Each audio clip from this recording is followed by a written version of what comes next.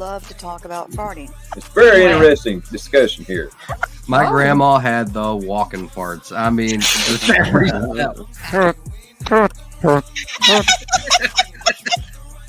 it's farting in front of the person. I farted the whole way down the hall. And they are literally texting each other their poops. Your shitting story has captivated me. I'm just sitting there and like so many questions are running through my mind, as I'm sure you had a bunch of questions running through your mind while someone's just dropping a massive deuce next to you. Yeah, and to me, and y'all tell me if you disagree with this, please, but to me, ain't that what all these channels should be about? Is putting out information that you think would be useful to people. They don't have to use, if they don't want to. Josh, I came up to have a pick a bone with you. Oh, please. I would love to pick a bone. Yeah. Do you always come on a show and just talk unfiltered and dirty like that? Yeah. Okay. It's the Unfiltered S&R Podcast. Well, this is what I'm going to tell you is I once wore that uniform. Okay. And I have seen the light in regards to every war being a banker's war. Like for me, I didn't realize that I was a part of the machine as a teacher. A lot of people who went into the military went in as freedom fighters. They went to fight for freedom because they were patriots and love our country. She just came after my shit joke, but then gave props to Steve Harloha's fart. We now know more about what our government was doing and using them as pawns. They didn't know that at the time either. I'll tell you what, I will let you, when I'm confused and triggered, I will aim it right at you and say, you know what, you dickwad, I am confused and triggered. Boy, it has just been some interesting topics. No, I mean, it's just a good conversation to have. And Steve aids and abets him. 3 times a lady. That if you want to get a strike on YouTube as a streamer, have Ronnie on your panel. I didn't do anything. A micro penis group, then you're still good to go. But I'm going to put my unsolicited 2 cents in. I think my mom and dad used to have a contest to see who could fart the most and the loudest. So, Landon, tell us your Bobbit story or your micro penis story. It's exactly what you think.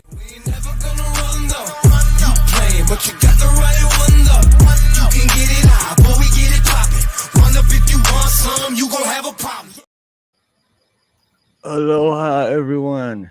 It is New Year's Eve, Sunday. Actually, you know what it is? It's 123, 123.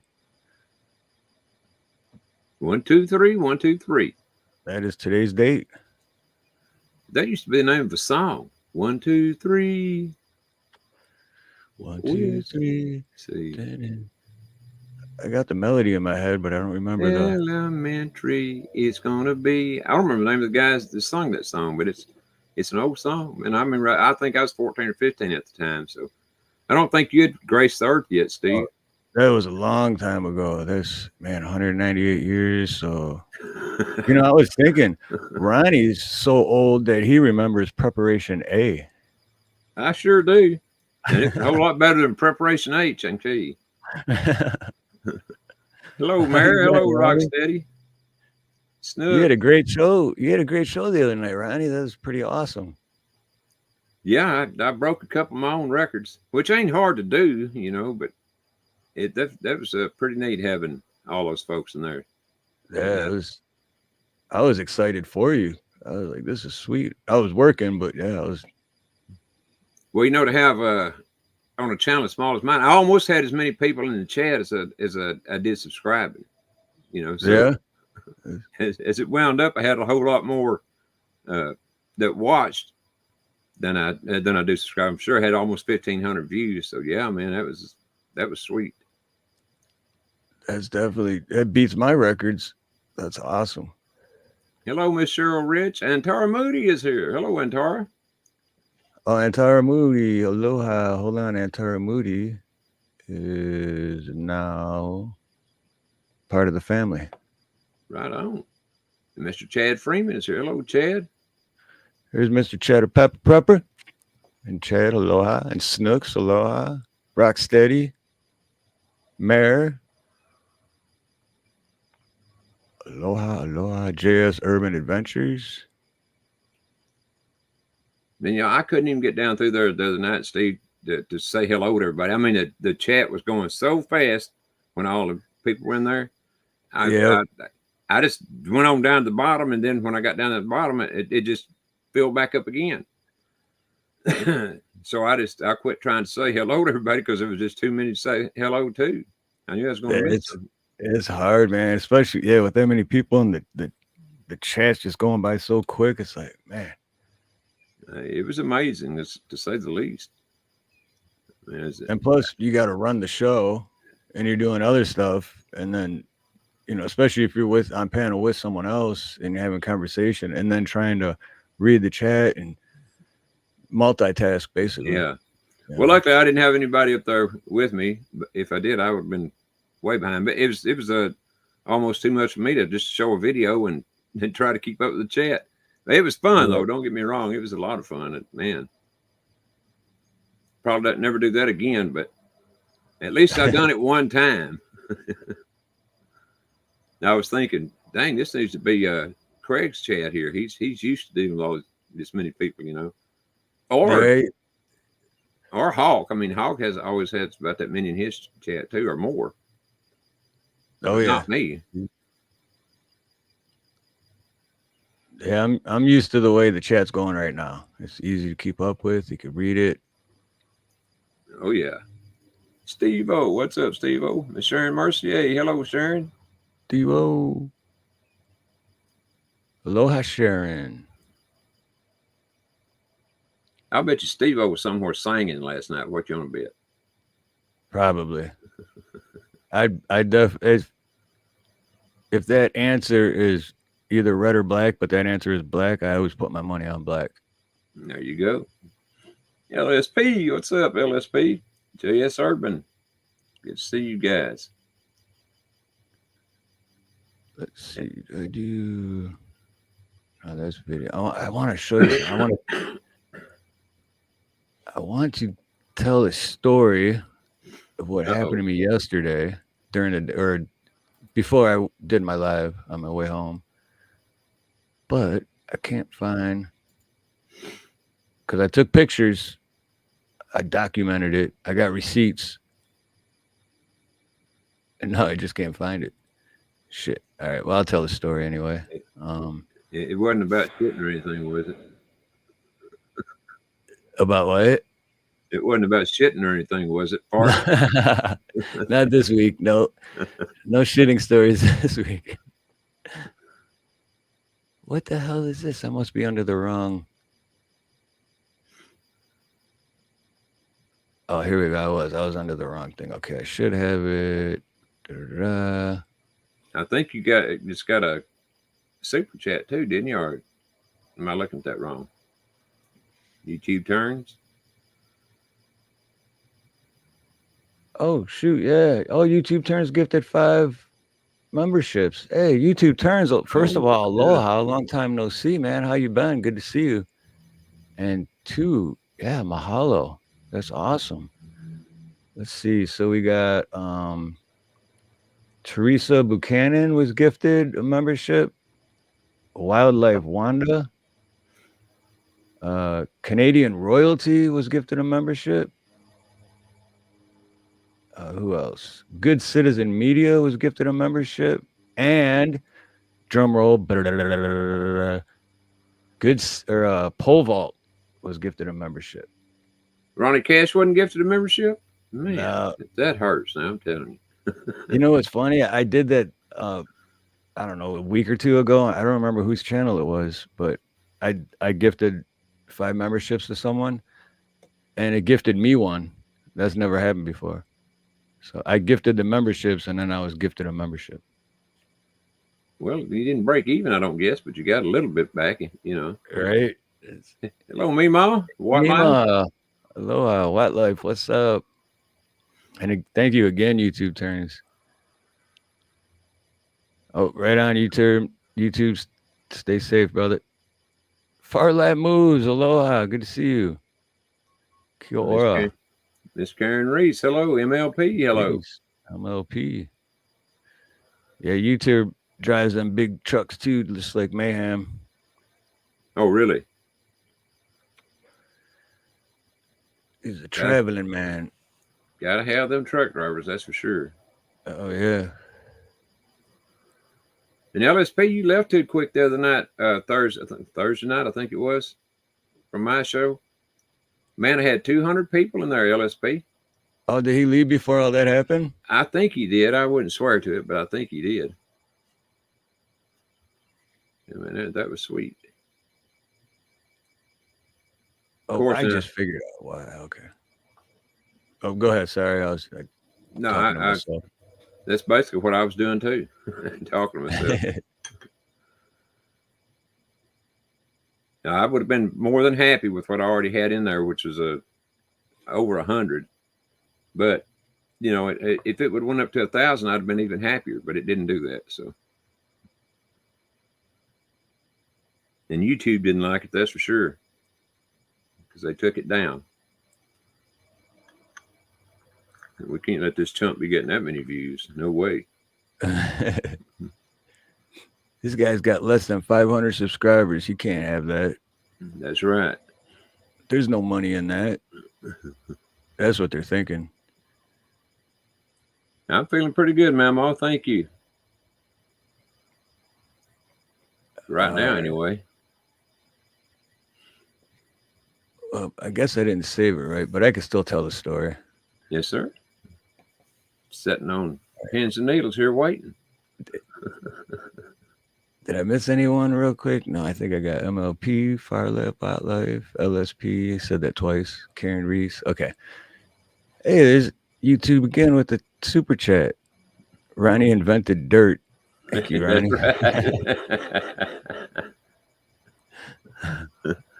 Well, now YouTube, I guess the only question is, have you heard the song Buy Dirt?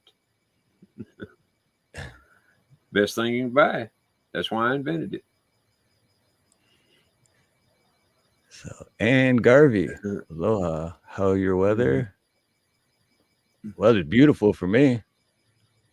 Yeah, LSP said he missed it the other night. Darn it. That's all right, LSP. Maybe I'll break 300 the next time. There you go. I doubt it very seriously. I don't know if you're on that steady incline, so. Okay, Well, so I'm on my way home yesterday, right? I didn't finish a job. I got to go back to finish a big job, because I had my live stream and I wanted to be home. The live stream was at 5 my time and I wanted to be home by 4. And I stopped at a liquor store on the way home to grab a pack of cigarettes, and see, the picture helps. But anyway, so I always back my van in, and I backed in this. There's 2 parking spots next to each other, and then to the right of me, it's like a big curb with, you know, flowers and shit, and then the left is like the sidewalk and everything to go to the liquor store, and it's like a mini mall or whatever you call it, like a shopping center. And then on the other side of that thing, it just gets smaller but stays a sidewalk, and then there's more parking spots, right? So Hawaiian ice guy pulls up while I'm in the store to drop the ice off, and I go to leave, and he's parked right in front of these 2 spots, which one of them I was in. And I'm like, hey, bro, I'm like, I got to get out. You know, why are you parked? Because if he would have not pulled that far forward, the back end wouldn't have been blocking anybody. It wouldn't have been blocking the other parking spots.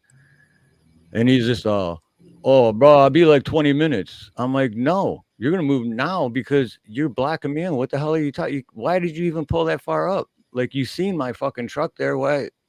And he's, I can't do it. Started rambling some shit about you can't leave it something.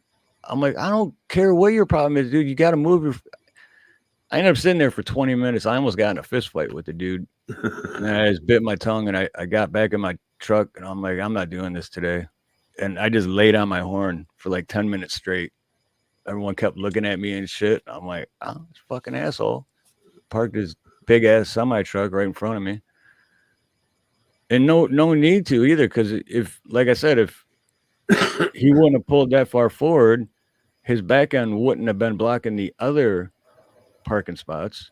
So like that space in between was like the perfect space for that truck to not block any spots. And he still Yeah, and he was an asshole about it. Well, that's the asshole comes free of charge. I mean, you don't have to pay anything extra for that. I don't think, at least in most cases. But I don't blame him, man. Here several years ago, I was coming home from work, and they were towing a trailer house down this road that I lived on. It was just a one-lane road. I mean, only one car. Two cars get by. One of them pulled in the ditch, But anyway, this guy pulling his trailer house, he was trying to turn in. There was just absolutely no room for him to turn in. And I was behind him, ready to get home, but could not get by him. And so they had to jack this trailer house up and move the ass end around, so they'd get in this driveway with it where they was taking it to. And I went up there to him, I said, man, what do you mean pulling a trailer this time of day? People got to get in and out of their homes, And Right. He said, well, if you don't like it, call the police. And I should have done it. At that time, I was working with a sheriff's deputy at the place where I worked at, and I was telling him about it. He said, well, you should have called me. He said, I'd come out here and give him a damn ticket if nothing else. But I don't know what you'd give the guy a ticket for. He had a permit to move the trailer, to haul it where it was going to. I don't know. It had to sit there and wait on well over an hour because I had to do that, jack it up back in the trailer up several times and move it around to get it up in that driveway because the road was so narrow. Man, I bet, well, it was me and my son. I bet we sat there for 2 hours waiting for him to get that thing moved around. I was so freaking mad. I would have been too. Hey, Mike, Aloha. Captain Dan Kiwi. Go ahead. Said you can probably say it better than me, Captain Dan Kiwi. I want to see if I can share this. This is driving me nuts to show the picture. Here we go. So yeah, this is me sitting in my truck. He literally, and to the right of me, it's a curb and flowers and a small tree. So I couldn't even squeeze out over there. You should have just wanted to put it in gear and just pushed him out of the way. Right. My little Ford Transit. You think you'd had any luck doing that? Nah, I don't think I would have been that successful. Nah. Trying to find the one picture that What's up, Jason?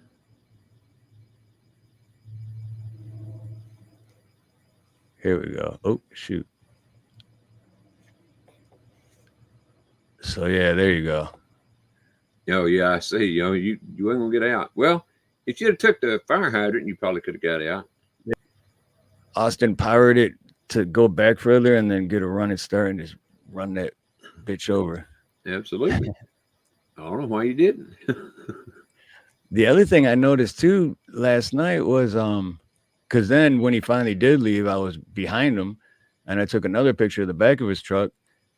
The license plate on the front and the license plate on the back are two totally different plates. Really? Mm-hmm. Oh, the one on the trailer? Yep. Well, the reason that is because the tractor. Oh, if he's not hauling, okay, now it makes sense. Yeah, they belong to two different people. Yeah, now it makes sense. Okay. Because I was thinking, how is this dude? Because Hawaiian Ice is out here as well. I mean, that's like the ice company, So how is a well-known company pulling some shiesty shit like that?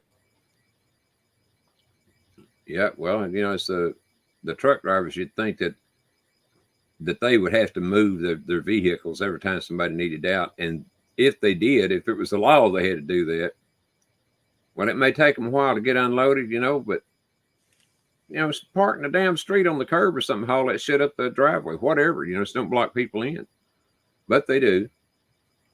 Never had it happen to me before. So I'm sure everybody has at some point. Yep. Oh, right on, Fire Lap. Yeah, we might be going live later too, but with the time change, that's like 4 or 5 o'clock in the morning for everybody else. But oh, we're not. Oh, we are. Oh, it's gonna be a good live stream tonight. What'd she say? We're one of her friends, Ginger. That's where we're going. Oh, and here's the thing about Hawaii on New Year's. The state doesn't have fireworks shows. Like most states will have 4th of July fireworks shows or whatever.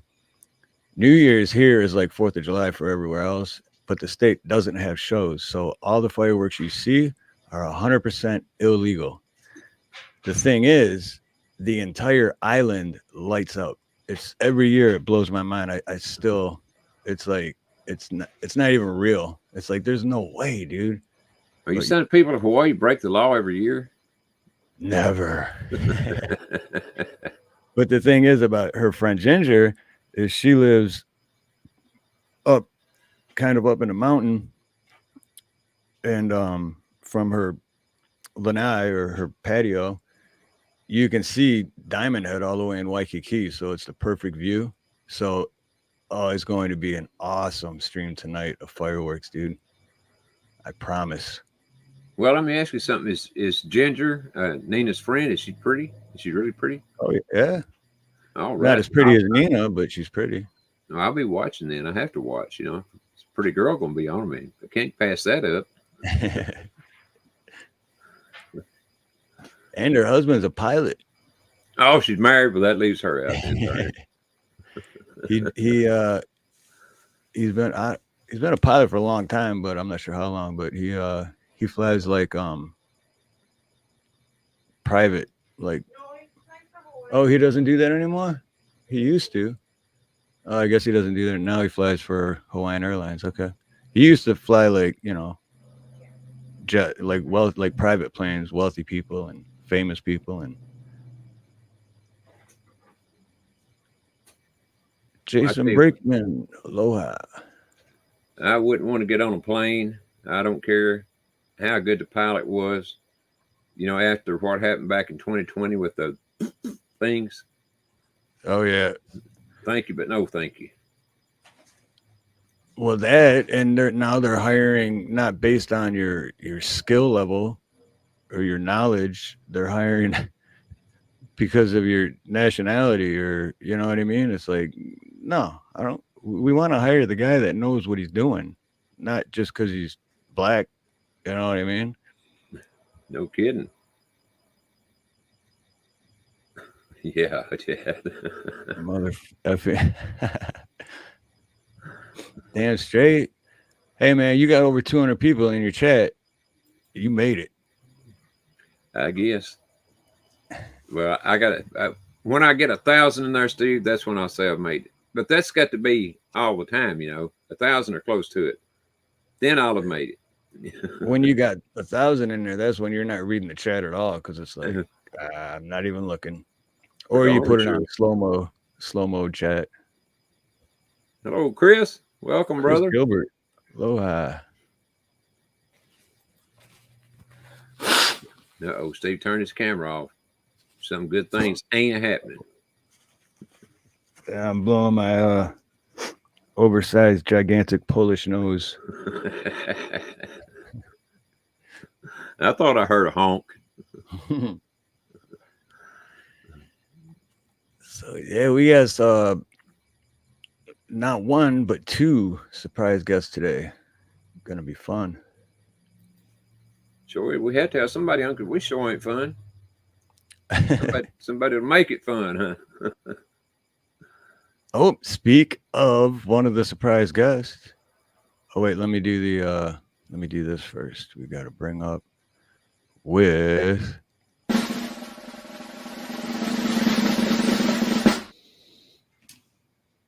what's up? Landon has landed. Hey, coming in for a landing. There you go. What's up, speaking Landon? Of flying. Speaking of flying, and Landon landed. Yeah, man. Almost another year in the books. Oh, man, I'm so happy 2023 is over, man. 2023 is not real, man. Sure don't seem like it, does it? Didn't happen. especially the first 6 months of 2023 is 6 months I don't ever want to remember. Hey, Snooks. Man, Well, I thought 2023 was fun myself, but not fun, but not in the right way. It could have been fun, but instead it was, fun watching a certain person make a total ass out of himself in our country. dude. Yeah. Have y'all been watching John Talk's little short videos? I had no. Hilarious. Oh my gosh. Mm-hmm. Y'all got to look him up. John Talks, man, he's got a record at this point of, like, if you look at everything that the current administration has been, just him on stage messing up. Oh, I know. What's up, y'all? There's no way that it's Tiffany. not, I'm telling you, he's playing a part. So does he make jokes about our illustrious resident or what? Yes, sir.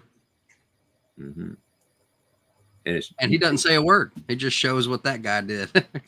Yeah. But you know what I find interesting? And I'm not even trying to connect any dots here. I'm just saying that, like, okay, look at George W. Bush, right?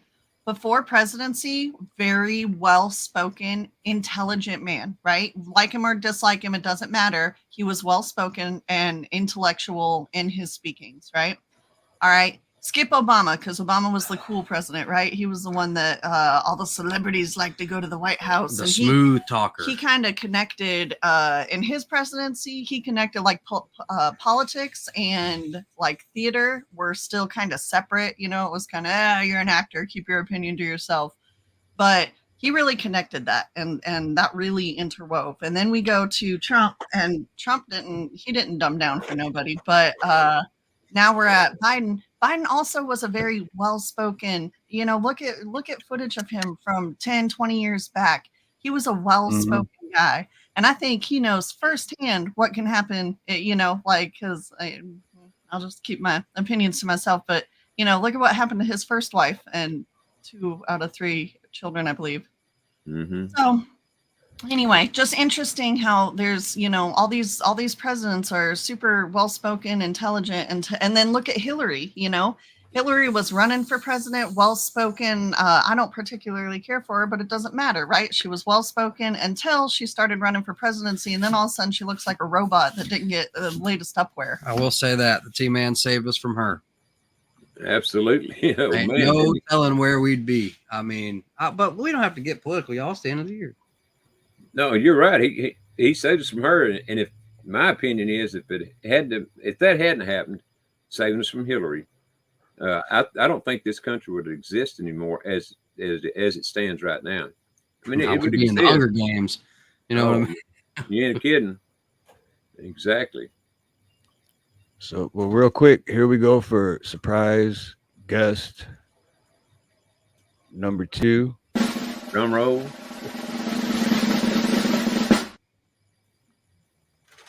What's up, JS? What's up? Now, did you go by JS or Josh better? Josh or JS? Either or. Okay, cool. Good to meet you, man. I like Josh. I like keeping it on a first name basis. Yeah. Didn't we have a Josh up here last week, Steve? Yeah, I believe we did. You're getting famous for Joshes here. But that's all right. Yeah, there was another Josh last week. Lots of Joshes. It's a good name. Undoubtedly, I've got a grandson named Josh, so I hope it is. Only my parents call me Joshua. Right. Well, yeah, it's like only my mom calls me Steven. I'm happy to be here for the New Year's stream. Yeah, right. I'm happy to have you, man. You guys, if no one in chat is subscribed to JS Urban Adventure, check them out. Yeah, throw your link in the chat if you could, because I was listening to him yesterday. He's got a good show too. Go subscribe. I've met Unspecified Podcast before, and Steve, I've never met you, Ronnie. Well, you've met the best now. I mean, I get the vibe. I feel it. Ronnie's been around for 198 years. I invented dirt, Josh. Did you know that? God made dirt, or God made Ronnie, then he made dirt. Ronnie made the dirt. God made me, then I made dirt. Oh, okay. Yeah, Lord Spike got the link. Oh, right on. Right on, LSP. Hey, D Libby, aloha. D Libby, are you ignoring me? Or are you joshing me? I thought you said ignoring. So how was y'all's 2023? I heard you were talking about Shit. 2023 is not real, man. Yeah, 2024 is about to be way crazier. I think. I think it's about to get wild. Yeah, I agree. Oh, it's definitely going to get wild. Y'all ready for it? So who you voting for, DeSantis or Newsom? Dude, predictions. What do you predict? Oh, everything. I don't know. I don't know if this is political. If has said way back, she theorizes that it's 2020 for real. So 2024 real. So it's like 2020 was just a test, and like what's coming this year. Yeah. And I still feel like 2020 was just a test, but in reality, like maybe the test went good. Maybe we passed and they're like, you know what? They're not ready for the one world government yet. We'll give it another 10 years, but then they moved up to the Agenda 2030. So, I just don't know. In their eyes, if we pass the test, then that means we failed the test. That's right. So did we fail the test? And then I don't know. Because they wanted us to, Mm-hmm. It's crazy. They want us divided to fight against each other. They want us to do the job for them. Exactly. That's exactly right. They want a civil war between us big time. And they're still trying for it, but I pray they fail, and I think they've already failed. But we'll see. There's so many Josh jokes in chat right now. I know. Quit joshing. Joshua was a great warrior in the Bible. I think I got named after Joshua from Guiding Light. My mom was watching a lot of Guiding Light around that time. Oh, shit. I remember Guiding Light. My mom watched a lot of Bonanza, so she named me after Michael Landon.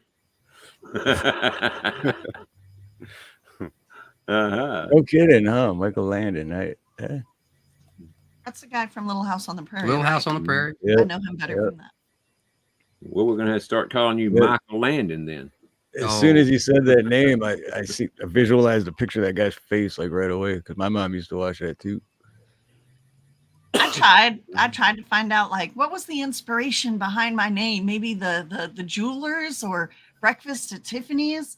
And my dad was like, no, I really wanted to name you Omar, and your mom wouldn't let me. And that's about the extent of it. Oh, that's so much. Did you guys hear echo coming from me? Because I had the audio playing through the TV instead of my headphones. I knew something was weird. It was just good for you. on our end. It sounded good here. It was just for you. All right, cool. It sounds better now. But it wouldn't surprise me if some weird things started happening tomorrow. What? I mean, I have no idea, but it would any day it wouldn't surprise me. Some weird things started happening. Yeah, they're leading us up to it. All the movies coming out about wars and stuff. And Yeah. What do they call that? What is that called again? Predictive. Good to see you, brother. Programming, predictive programming. Yeah, predictive programming. Yep. Yeah. So is it the art? Is it the art imitating the life that's that it's just showing us what is naturally happen, or is the art influencing us to make it happen? It ties into, if you don't know your own history, then you're doomed to repeat it. So I think it is art imitating life because, nothing new under the sun. Then a lot of the same stuff that's, come to pass, has passed before. Yeah. And I think that, I definitely think that they're preparing us for something. But that is an interesting thing you say, JS, because we were watching, I don't know what was that? I hadn't seen it before. Science Marvel movie theater. Oh, Mystery Science Theater. Mystery Science Theater. We were watching Mystery Science Theater, and we were watching. I used to love that. I'd never seen it, and we were watching some old werewolf video, right? And the acting was subpar. subpar. Okay. It's anti-acting. And I'm like sitting here thinking, Lo, this is like where our like great acting, legends come from. Stallone and Bruce Willis. Those aren't. Okay, I hear you, but just Yeah, I don't know if Sylvester Stallone is a great actor. Right. Okay, I'm not saying he's not. I'm just saying that like you didn't have to be like super He is great, great, but it's different. Yeah, exactly. Like now the acting is different. It's a lot more realistic. But back in the day, people weren't imitating what they saw in the movies because it was so cheesy and so unrealistic. They're like, that's not realistic. Now our actors are so good. I wonder if people are imitating in situations. I wonder if they're imitating what they see in the movies. There are a lot of good actors, but some of these actors, man, are like a wet whack. Blank. Yeah, I think what you're saying is right. Like 10 years ago, I think now the damage is done. Yeah, now like Netflix actors and stuff, and even comedy's not the same. The movies aren't. The writing's not. The AI's writing all the dang scripts. Comedy's all but dead. I mean, And you're right. 10 years ago is about right. Even 20 years 10, ago. 20 years ago. Yeah. But look, those effects are why we have the drama queen snowflakes that we have today, possibly, along with other things mixed in. But, we enter these situations and it's like, I don't know how to respond to this. Oh, that one movie I watched, this is what they did. Yeah. They try to lead us by the nose with these movies, no doubt about it. But also, what they're doing is they have to tell you about certain things. That's right. Before they do them. So, it's predictive programming, and it's also, leading you by the nose, trying to anyway. But most people now are wise to their little tricks. So hopefully, we've learned enough to somewhere along the line here get these evil assholes not only out of government but out of movies and everything. Because most of them in Hollywood, most of them, not all of them, but a good many of them are as crooked as people in politics. Mm-hmm. Well, since you mentioned about history repeating itself right away, I thought Big Chap posted this 3 days ago. It's a photograph of hangings in Nuremberg, Germany. Members of the media who lied and misled the German people were executed right along with medical doctors and nurses who participated in medical experiments using living people as guinea pigs. Sound familiar? Certainly does. So, very familiar. Chuck dead on, ain't he? I think I had seen one country was had put charges on their medical director because of all the deaths related to the wax. Was that like something that starts with an I? Not I. No, I don't think so. I'll look it up when I have a phone near me, but I don't. Yeah, I've heard what you're talking about. I've got more stuff put back that I could show on all that they've done and are trying to do, particularly with the things that it's just unreal. But I know most people have seen these things, but if you try to talk about them on here, they'll blast your ass in a heartbeat. Yeah. YouTube doesn't like you playing with anything medical related. They sure the heck don't. My first medical thing on YouTube was for abortion related, and yeah, they're strict with it.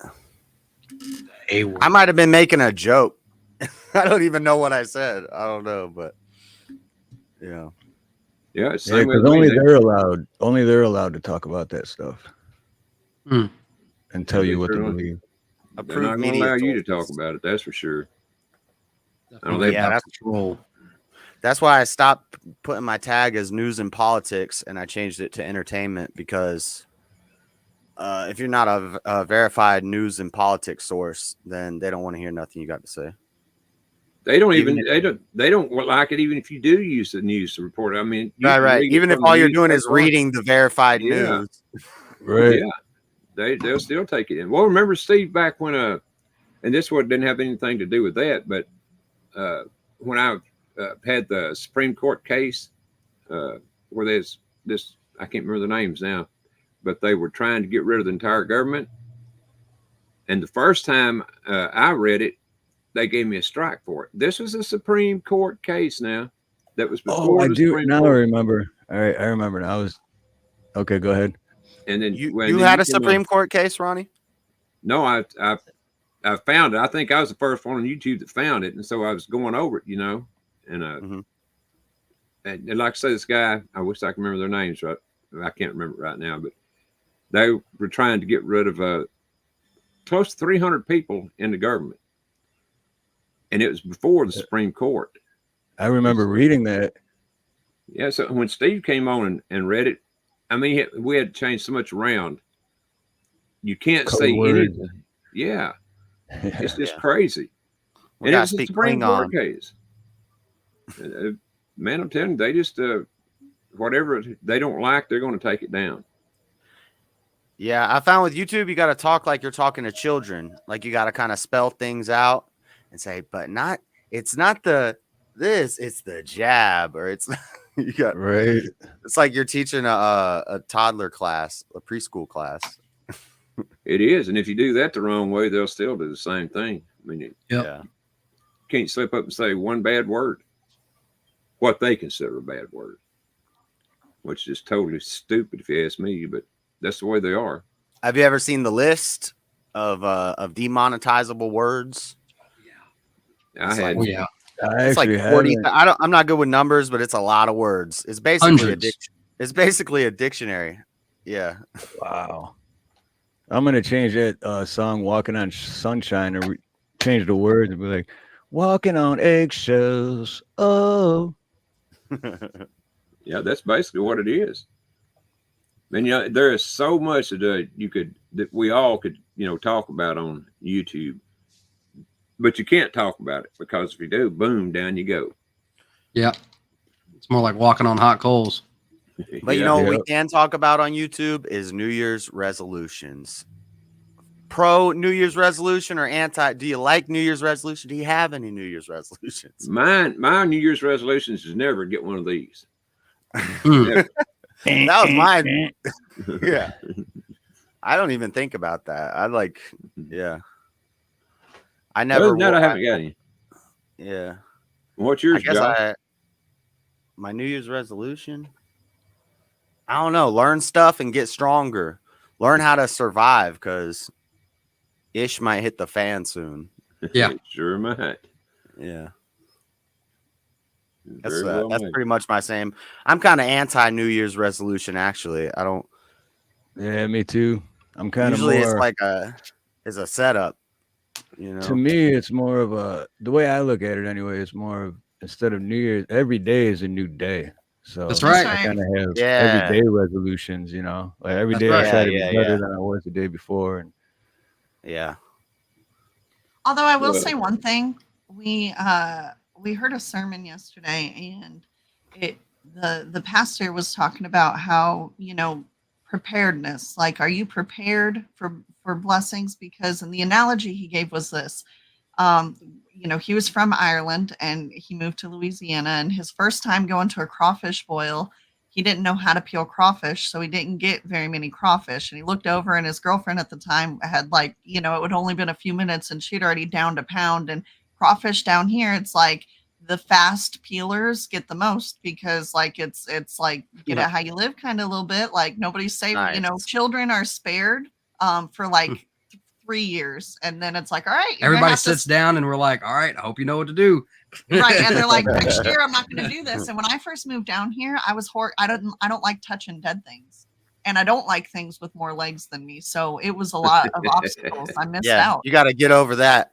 That's real right. quick. That's right. So anyway, this pastor, he was talking about, listen, and he said the next year, and he showed up in a white shirt. Her family was laughing at him, Right. but not because he didn't know how to peel crawfish, but because of what he chose to wear. He showed up in a white shirt, which crawfish is very messy, and It's gonna splatter. It's gonna, it's basically gonna get all over you. And so he said the next year he was prepared, right? The next year he showed up in a black shirt, camo pants. His hat was on backwards. He was had been ready studying to go. He had been watching videos on how to peel crawfish, and he was ready to go. And the analogy he gave was this: the crawfish boil is gonna happen. how much you get out of it is dependent on how prepared you are for it. That's So up like to you. Yeah. right. So like I'm trying to prepare my mind. I'm trying to prepare spiritually and mentally for blessing and just get my house in order. You know, that's what I'm trying to do. Yeah. Man, you just made me hungry talking about a crawfish boil. I know. I'm sorry. I've been craving Cajun food. I live in Salt Lake City, Utah, and I've been Dude, craving we gotta come Southern visit, man. Cajun food for years. Hello, Latina. Hello, Buff. We'll send you a care package. That's right. Yeah, I love where you put the checker tablecloth out and you just dump the corn and that's the crawfish boil, but you got lobster in there and sausage and Potatoes, onions, Oh my gosh, I'm getting hungry. mushrooms. Man, I'm not trying to change the conversation. Didn't something just happen in Utah recently? Something. I don't know. You might have news for me. What was it? Are they fighting out there? Where? I can't remember. Yeah, I shouldn't even have said nothing. But if it pops up, I'll just.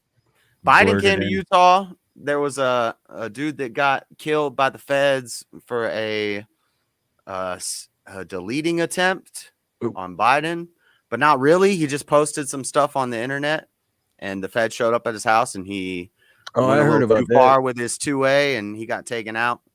And then Biden Not came lunch. and visited the next day.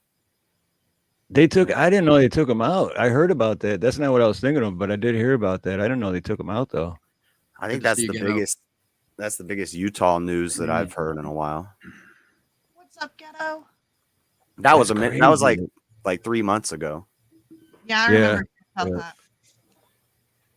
Yeah, I saw that. I know what you're talking about there, but I don't. That's the only thing I heard of in Utah, anyway. I went down there to try to IRL stream the Biden speech at the VA hospital the day after that happened. It didn't work out. Their Secret Service and stuff. I bet it didn't. They're not going to let you walk up to where the president. I don't know how you get in there though. I guess it wasn't for the public. Robin, aloha, sister. Am I not media? Robin, You can say your media. Am I not press? Am I not? And I'm blah.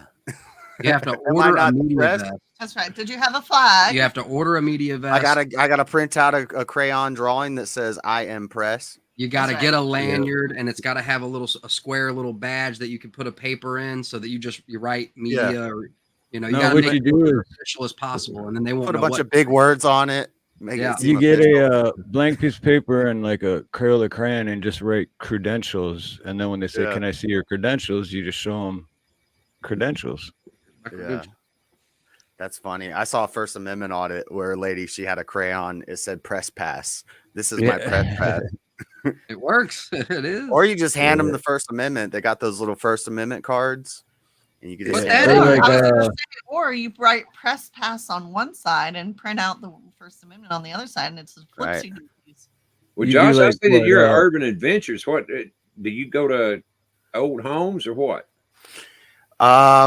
When I started my channel, I was on the streets. I was homeless, and I was a city rat, traveling around the city. And plus, I just like cities. I like traveling around. So the goal was maybe eventually not be homeless, and then Success. I like cities. I like being on the front lines. I'm a country boy, but I like to live in the city. Like I wanna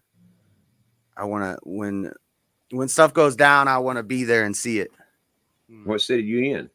Salt Lake City, the softest city in America, a great city for not really great for content because there's not a lot of crazy stuff going on down here. But What are your thoughts on the LDS? I have a lot. When I first came here, I studied into it a lot, and I almost had like this trick in my mind, like maybe God sent me here to talk to these Mormons. But I do talk to the missionaries. I have them come over a lot, and I try not to debate them and go into like debate brain with them Right. and just talk to them. But it's tough because they're trained and they just will deny obvious contradictions between the Bible and the Book of Mormon. Yeah. And where the Bible's like expressly forbidding what the Book of Mormon does and the false prophet stuff. And I'll tell them, like, I think Joseph Smith's a false prophet. They haven't blacklisted me yet. I've heard that the missionaries will eventually blacklist you if you're trying to convert Mormons to real Christianity. And what does that mean? Blacklist? Like they won't talk to you, come over? They won't come to your house because you're on a list. They got a dang quota. They got a spirit quota. Yeah. And it's like what's the word? I know that, man, my brain's not working today. They want to get a certain number of people baptized. Disfellowshipped or something like that. Yeah, and so they have go ahead. No, go ahead, Chase. I don't even know what I was about to say. Robin, I've been to Ogden. I liked Ogden. But I've got to say, like, their family values are like awesome, and the preparedness, like active LDS, believe that. Well, okay, so when I was growing up, my best friend and his family were LDS, and so I learned a lot about it. But I'm not any type of, what's the word I'm looking for? I'm not proficient or anything, but like an apologist or something. Right. They in their cellar, they had about 2 years worth of everything. I'm talking shampoo, pastas, anything and everything, down to toothbrushes and traps and everything. And I was like, what in the world? What are y'all doing this for? And that was the first time, like, I was like, are you one of those doomsday preppers? Little did I know. The Lord always has a way of anytime I judge somebody, I'm put bam right in that spot. Anyway, not judge. They're all very based. They all do like prepping. They're based. They have big families. Their kind of belief is that when you die, your family is going to be like your planet, and you can build your planet based off your works. Right, you become a god basically, in that you can, and that you can actually in the next life you can actually still preach the word of Jesus, and I don't know. God was a man just like you at one point, and we were part of his planet. Gets a little. Yeah, no. As soon as they described Jesus as a spirit brother to Lucifer, I was like, "What?" Yep, that's one of the main. I bring that up to them a lot, and they say we're all spirit brothers, all the angels. You can't be spirit brothers of something you created, So it's like it doesn't work that way. Yeah, but they have their like programmed rebuttals to each of these things, and they're all just. None of it really answers the question. Like I'll have the Bible and the Book of Mormon open, and I'm showing them, and then I'll show where there's plagiarisms and where they took like Egyptology, and the history of Joseph Smith is a mess. And the all-seeing eye in the temples, and even just a little bit more modern. Warren, oh crap! Dang it, I can't remember it. But there's a self-proclaimed icky. They consider it an icky past. We saw an interview with an LDS dude recently on the Peter Santinello YouTube channel. There's a really great YouTube channel. So this guy is trying to describe, he's just talking to the interviewer about LDS, and they walk around Salt Lake City. And I was like, man, so I got to see a lot of Salt Lake City in that video. It's like it was for a long time predominantly, Mormon and LDS. And then they have fundamentalists who branched off, and they're in the rural areas. And I think that's where that Warren dude comes in. And he had like 49 wives, something like that. Yeah. 49? Yeah. My problem with that FLDS stuff, fundamentalist LDS, that's the same thing they're doing to Christians now. They'll call you a fundamentalist Christian. Right. That just means you're a real Christian. Fundamentalist LDS are just real LDS. The current LDS is the fake LDS. And that's how they see it. Exactly. And it's like, if you don't like the FLDS, then you don't like the LDS, and that's fine. Don't be with it. The current Mormon, the LDS are like a modern, world friendly, secular friendly. It's a money. It's one of the biggest corporations in the world. It's kind of doing the way of, and they do a lot of good. They feed a lot of people. They help a lot of people. So do the Masons. So so do a lot of these secret societies. They have lower levels they're essentially do-gooder clubs, and they feed the poor. They have charities. They do all this. I'll tell But you this. what percentage of that is going really to the charity? They're taking in so much money. What Right. percentage is going to other things? Well, they certainly make a show whenever they go to do something good, you know. Yeah. But I have noticed that. Okay, so like the more, so I grew up calling it Mormon. I'm sorry, It is die offensive hard. to the Yeah, they don't like LDS. that. I It used to know. be called Modern Latter-day LDS Saints. don't like it, but the FLDS don't mind it. Well, you know, modern. Oh, sorry, I'm gonna interrupt. Oh, you. No. Go ahead. They only started calling themselves Christians in like the 80s, I think. I forget the exact year, but they never called themselves Christians. It was the Latter-day Saints, the Church of Jesus Christ of Latter-day Saints. Joseph Smith said Christians are wrong, Catholics are wrong, Jews are wrong, Muslims are wrong, everybody's wrong. This is right. And he took a conglomeration of different stuff from Native Americans and Egypt, and he made this thing. Just look where their angel came, Moroni. I mean, supposedly he came down and gave, was it Joseph Smith, all these things, or what? Yeah, 250 pounds worth of gold stones that he ran through the woods because he was getting chased. And he can't Yeah. show anybody. I'm pretty Yeah. big. I can't yoke up dang 250 pounds of gold. 250 pounds of gold. Yeah. Been a strong dude now. No I don't kidding. think you could run with 100 pounds of gold. I mean, Yeah. I usually don't even like go at things like that because miracles happen in the Bible too. And so they'll just say, absolutely. But like gold, that doesn't, like Moses didn't come down, yeah, with a gold tablet.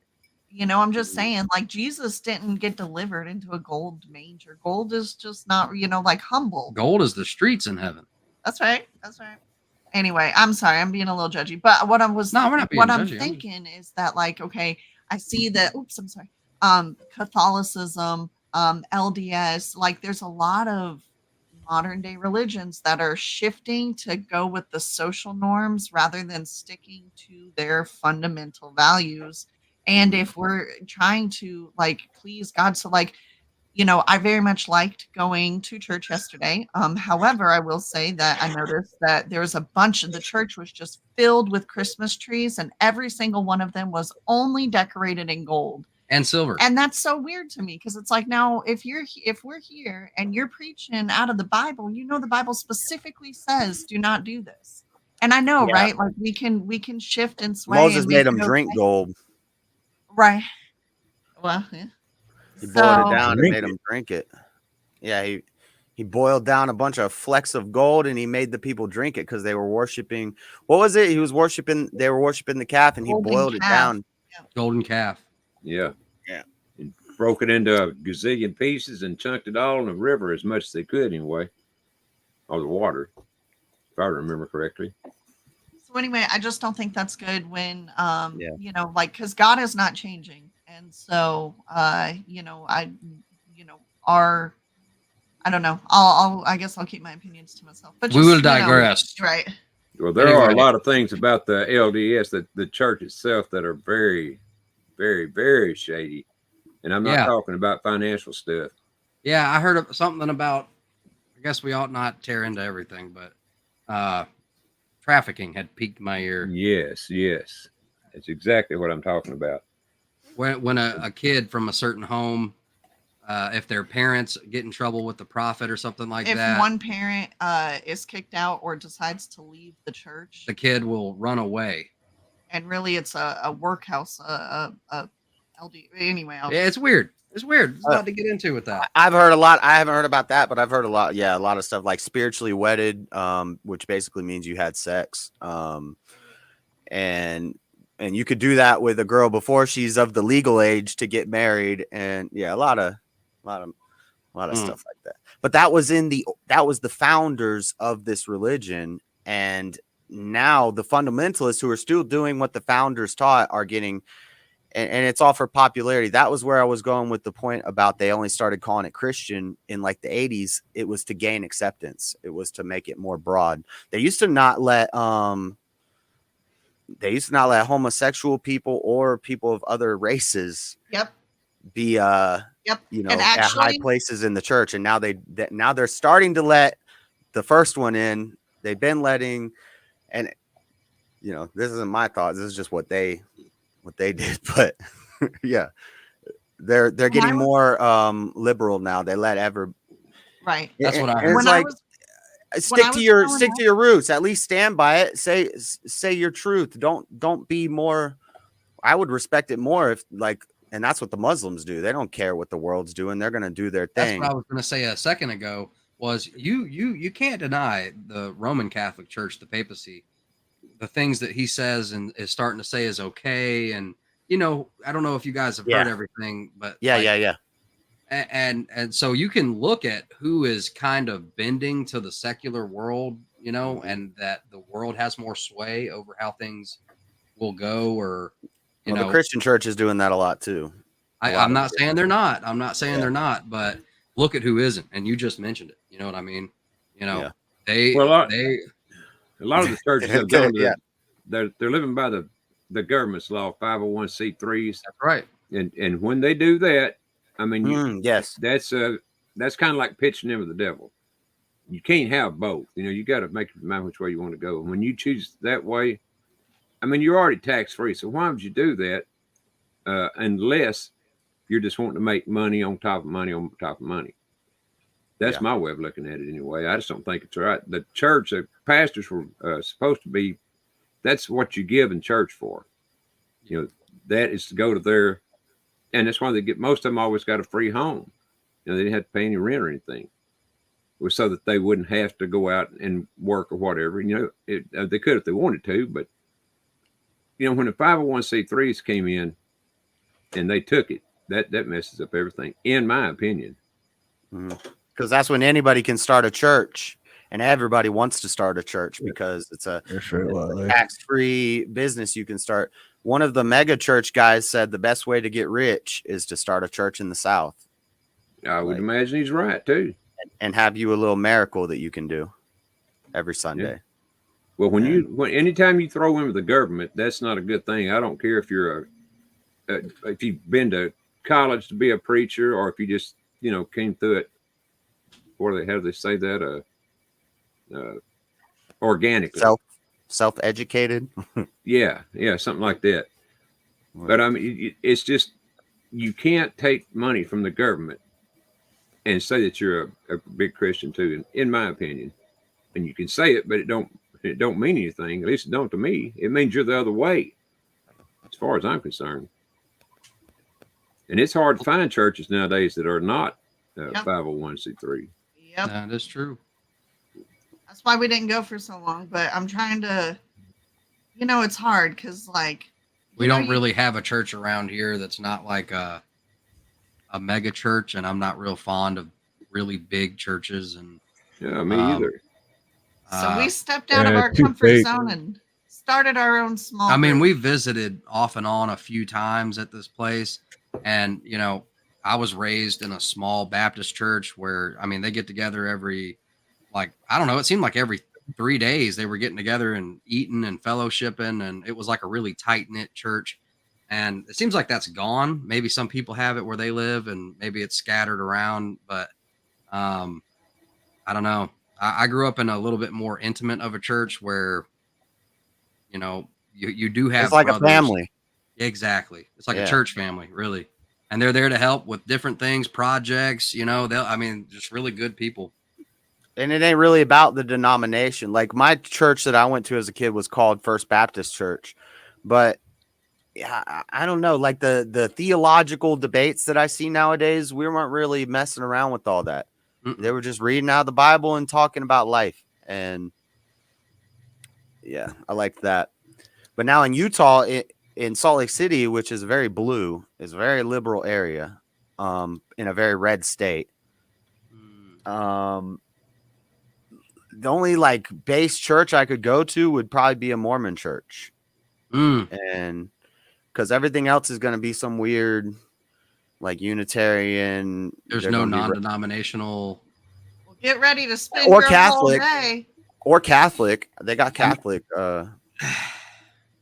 Yeah. Mormon churches take all day long. Yeah, they are long. Yeah, and they're very boring. It's very staunch. Yeah, groups, and then you come back together, and then you go. If we were to move to Utah and we started a non-denominational traditional church, I wonder I would not move to Utah. You would move to It Utah? was so It's a great, beautiful, okay? it's a great state. It is. I would I love know, to I've move to been, Utah so and build an off-road rig. I spent time in Ogden, Toole, or however you say Toole. Tooele. Tooele, that's Tooele. right. Yeah. Tooele and Blanding down in the south. Nice. And Blanding was my favorite of the three, and it was more, but probably because growing up in North Dakota, I was used to the reservations, and so Blanding was more So you like missed the little pocket. You missed the little pocket of liberal cesspool. That's right. That is, That's right. that is Skipped it Salt Lake entirely. City. I did visit the Mormon temple there in Salt Lake City. Of course, I couldn't go in, but It's under construction now. when I was You weren't growing a up, card-carrying member. my friend was the only Mormon in town, literally in the entire town. But he had a huge family, so they had their own support system. And anyway, I remember them telling me that basically it was like there were rumors going around that there was like an upside down pentagram under the temple and stuff. Like there's all kinds of crazy rumors about the temple. And Yeah, The I've heard eye about, on the wall when you walk in, it's plain as day. I mean, it's right out in front of you. I've heard about these tunnels. Hmm. We had an earthquake, like 3 earthquakes, pretty big earthquakes, like 2 or 3 years ago, and it was right in Salt Lake City at like the epicenter of the city. It was kind of crazy because the main damage was to the main Mormon temple in the middle of Salt Lake City, and there were like conspiracy theorists saying the tunnels are exposed, and they had to do construction for like 2 years on that. At the top of the highest thing, instead of a cross, they have a trumpet, a guy playing a trumpet. It's Moroni playing a golden trumpet, and the trumpet broke off during the earthquake and fell down. And I was like, oh, this is kind of like prophetic. Yeah, A that big- tells you. I mean, it tells me a lot. I mean, Yeah, a big says a earthquake lot. hit. Yeah. Well, It was they're wild. not the only. They're pretty bad. The LDS is, but I'll tell you another one's bad. Like Salty was saying a while ago, and that's the shit. What was the name of them again? My sister's one. Jehovah's Witness. Jehovah's Witness. Yeah. oh boy. Similar Right, but so- different. Yeah. I was going to say guilty confession. I still, to this day, even with the history that I have, I, up until like last week, thought Jehovah's Witness and Mormon was the same. I was trying to tell her Didn't they realize- weren't didn't because realize. my a lot of cousin people. my cousin married into a Jehovah's Witness family. Now I still don't know anything about them. I haven't studied Jehovah's Witnesses. I had a bad experience with them because I grew up a Christian. I mean, I grew up from a young age in church, and I've always had that connection, and I've always prayed, and I've given my heart to Christ many times, and for this period of my life, me and my mom were pretty steady going to a non-denominational church, and my stepmom would take me to a Pentecostal church, so it was like two different worlds. But so basically just a short conversation. I thought, well, I believe in Jesus, they believe in, like we should believe on the same thing. And I talked to him, and it seemed like there was, I don't know, animosity. They were angry at me, and they were telling me I was going to go to hell and all this stuff, and it wasn't a good conversation. Put a really bad taste in my mouth for them. The main things about they're real anti-Trinitarian. They're not. They don't do the Trinity. They believe Jesus and is the Archangel Michael. So kind of like how the Mormons think Jesus and Satan are brothers, the Jehovah's Witness thinks Jesus is Michael. That's the that Mike. I don't know. It doesn't make. I haven't really. Yeah, that's such. I mean, it's right there in your face. It's like how. Yeah, I haven't looked as here's much the into thing. that. My, as I have the Mormon stuff. My daughter's mom was Jehovah's Witness, but then she was disfellowshipped because of me, because she was dating a non-Jehovah Witness, and then got pregnant by a non-Jehovah Witness. And I used to talk to her mom all the time, and she could never answer any of my questions. It would just be It's here. We got scary this because book. they'll kick you We out got of this they'll book. kick you out of the family. Did they Yeah, they ever? did. do Yeah, that? that's Her first- exactly right. yeah. I was just hanging out with, over the Christmas holidays, we camped out at my mom's place. We pitched a tent, and my cousin's husband, he's an awesome guy. He was raised Jehovah's Witness, but he's non-practicing. So his family owns a construction company, and so he's just a construction dude. And we sat there and talked about tools and cars and guns and hunting. And I mean, he's just a totally normal dude. You know, he doesn't practice at all, Jehovah's Witness, but he started to sweat because my mom wanted everybody that came to visit for Christmas to go to church with her. And she goes to that mega church that we were just talking about a little while ago. And so he starts sweating, and he's like, you know, if his family finds out that he went to this church, like, because we all went to this church to go take pictures. They have beautiful backdrops. We all wore nice clothes. And, you know, he was like, you know, trying to make sure that these pictures didn't wind up getting in front of his family. You know what I mean? Because apparently there would be pictures of you at a different church. Huh? Pictures of you at a different church is like, it's like having an affair. Yeah. It's like right out of the family. I mean, hey, I got dirt on this guy. I hired a private eye. He got some dirt on this guy. He was at a different church, and they'll kick you out of the family. They're not going to talk to you. Yeah. I tried. And they don't like holidays. They don't like. I tried doing stand-up comedy one time, but it was for Jehovah's Witnesses, and all they wanted to hear was knock-knock jokes. Okay, Steve, that's finish horrible. what you were saying. Why? So you would talk to was it your mother-in-law or just your my baby mama. Okay. Well, you know what bothers me is my sister being a Jehovah's Witness is and I haven't seen her for several years now. We do talk on the phone occasionally, but the only reason I don't like talking to her is because, you know, if we talk long enough, the conversation always gets around the Jehovah's Witness, you know, and her trying to change me into one. Yeah. I've talked a million times that ain't going to happen. It ain't never going to happen. You know, if that's what you like and believe in, well, good for you, but it's not for me. And some of the stuff they got, man, some of the stuff she's told me about, you know, the way and I don't remember none of them, but I mean, just they'll change little things. It's a non-starter. Things to it, yeah. Well, yeah, Tiffany though, I was never married to her, so yeah, it wasn't like mother-in-law. So like she wouldn't talk to you though, like legit, she wouldn't even respond to you. She would, but it's like all the questions I asked. It was just like she knocked on my door, because the same thing. I ask questions when they knock on a door, and they're just like, "Oh, just read this pamphlet." And it's like, I've read this thing. There's no answers in there either. They have a spiel. They have a sales spiel. I did door-to-door sales, and they're the same. I talk to these people while I'm on territory. I'm like, oh, you guys are doing the same thing I'm doing, except you're selling souls. You're selling salvation. I'm selling magazines. We both have a spiel that we're going to go through.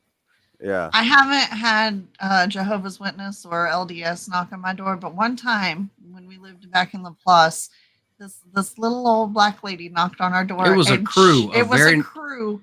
And I was so excited because I thought she was going to talk to me about Jesus. And she did. She said, "Have you heard the good news about Jesus?" I said, "Yes, ma'am, I have." And I was so excited to take her pamphlet. And then she said, "Well, he's coming back." And basically she went into, wouldn't it be great if we had a one world government and Jesus could run it and stuff? And she tried it's to a new sell age church or something that was where we used to live. On the New World Order by this little old lady. I was heartbroken. I couldn't even articulate myself. I got lit up by it. I was like, where are they at? I'm going to go talk to them. And I hopped in the car and drove around the corner and found them. I just wanted to hug her and take her and, you know, tell her everything, but that's kidnapping, so I couldn't do that. But yeah, anyway. And they'll tell you if you got I told the Mormons, I said I got baptized already. I got baptized when I was 21 years old in a Baptist church, and they're like, "Well, maybe you need to recommit, read the Book of Mormon, ask God if it's right for you, and get baptized." And I'm like, "So you're saying that my baptism isn't valid, but yours is, but you're supposed to be you say you're Christian, I'm Christian, why is that not?" And then they kind of lose me on there. But if you believe in Christ, that one baptism is all anybody ever needs. That's just all there is to it, you know. I don't even know if you need water baptism. I think I'd look at water baptism as just a public profession of faith. You're just saying to the world, "I'm a Christian," and you get baptized, right? More of a heart thing. But I think the baptism by fire, which is like being born again, is I think that's like enough for salvation. I have been water baptized, but you know. So we'll hear two things real quick. One, aloha, cheddar pepper. Aloha, Steve and everybody. Hey, cheddar pepper. That's a cool name. Thank My you. question for everyone else on the panel, since we're talking religion, do you believe in souls, ghosts, afterlife, even parallel universes, anything? Well, I Do you believe definitely in any believe of in that? ghosts. I believe in ghosts, man. You know my story there, Steve. Well, I know Ronnie does. I do too. Okay, I'll go because then I gotta go check on my food. I believe in souls. I don't believe in ghosts. I believe in familiar spirits, which are demonic in my opinion. But I don't mean to insult anybody who Absolutely. believes otherwise. That's totally fine. That's just my opinion. I believe in the afterlife, and I believe in Bigfoot. But I think that he's a demon. Nice. Nice. As Don't it's the whole necessarily know panel. what he Should, is. Well, yeah, should I go, or- because then after you guys answered, I want Cheddar to tell one of his stories because it's amazing. I got a crazy Bigfoot story. I don't know about y'all. I do believe in Bigfoot and Sasquatch and Yeti, all his family members. I love it. Don't believe in ghosts. I believe in demons and angels, guardian angels and demons. Maybe demons. Is that familiars? Is that what you were just talking That's about? Where they familiars. pretend to be a family member who died? Yeah. Yeah. Okay, so I'm with demons and angels, not ghosts. Let the dead bury the dead. Once we die, we're at another plane of existence. So souls, yes. Afterlife and but it's like a heaven and hell is like a. I don't know. I think hell might be physical in the middle of the earth, but heaven is like another plane of existence. That's what I think. I wish you could have been in my house a few times back when all this stuff was happening to me. You got some definitely believe in poltergeist? ghosts. Man, I don't know what it was. I'm telling you, there's a lot of stuff. Ryan's Yeah, to got put it crazy simply, stories, too. that's exactly what he had. Whatever it was well, I could literally see shadows walking back and forth when I go to bed at night out of my bedroom door, tapping. This is what it started. It started off with the tapping, tap, tap, tap. Were you tap, falling tap, asleep when this happened? Well, it was right after I went to bed. As soon as I turned the lights out, this stuff would start. The minute I turned the lights out, it would start. Tap, tap, tap, tap, tap, tap. But it went on from there, to bigger and better things, I guess you'd say, with the shadows walking in and out. I mean, I could literally see with my eyes.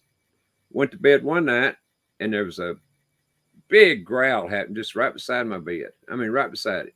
I thought it sounded like a bear or something. It was such a deep growl. It wasn't a dog growl, unless it was one big ass dog. And then I grabbed my phone, turned the flashlight on. Of course, there wasn't nothing there. Laid my phone back down, and it right away it let this big old growl out again. So I grabbed my phone and looked again. Still wasn't anything there. And I said, well, do whatever you want to. I'm going to sleep. So I went to sleep. But talking about the tapping things, what led me to figuring out what it was it was tapping. I got up the next morning and went to looking for what it was what it was tapping on. And I tapped on several things in the living room. Went to a little oil lamp, that I'd bought my wife several years before. My wife had passed away, by the way. And this lamp was sitting smack in front of her picture. And that was where the tapping was coming from. The tap, tap, tap. It was the only thing in the living room that matched that tap. And so I got some olive oil and blessed the house and everything. And I still had her ashes, poured her ashes, spread her ashes around the yard. Never happened no more. Oh, and the lights flashed on and off in the house several times. I'm telling you, man, it's, I don't know what it was, but there was definitely something there. Were you like, have you ever heard of hypnagogic tremors or hypnagogia? Do you know what that? I don't know what that I is. haven't. So when you're falling asleep and you're so people talk about the tall hat man, and they talk about what's it where like there's something over you holding you down. There's a Sleep paralysis. Sleep paralysis, I the have tall that hat too. man, the falling dream, astral projection. All this stuff happens in what's called hypnagogia. So it's when you're tired and you're in between wakefulness and REM sleep.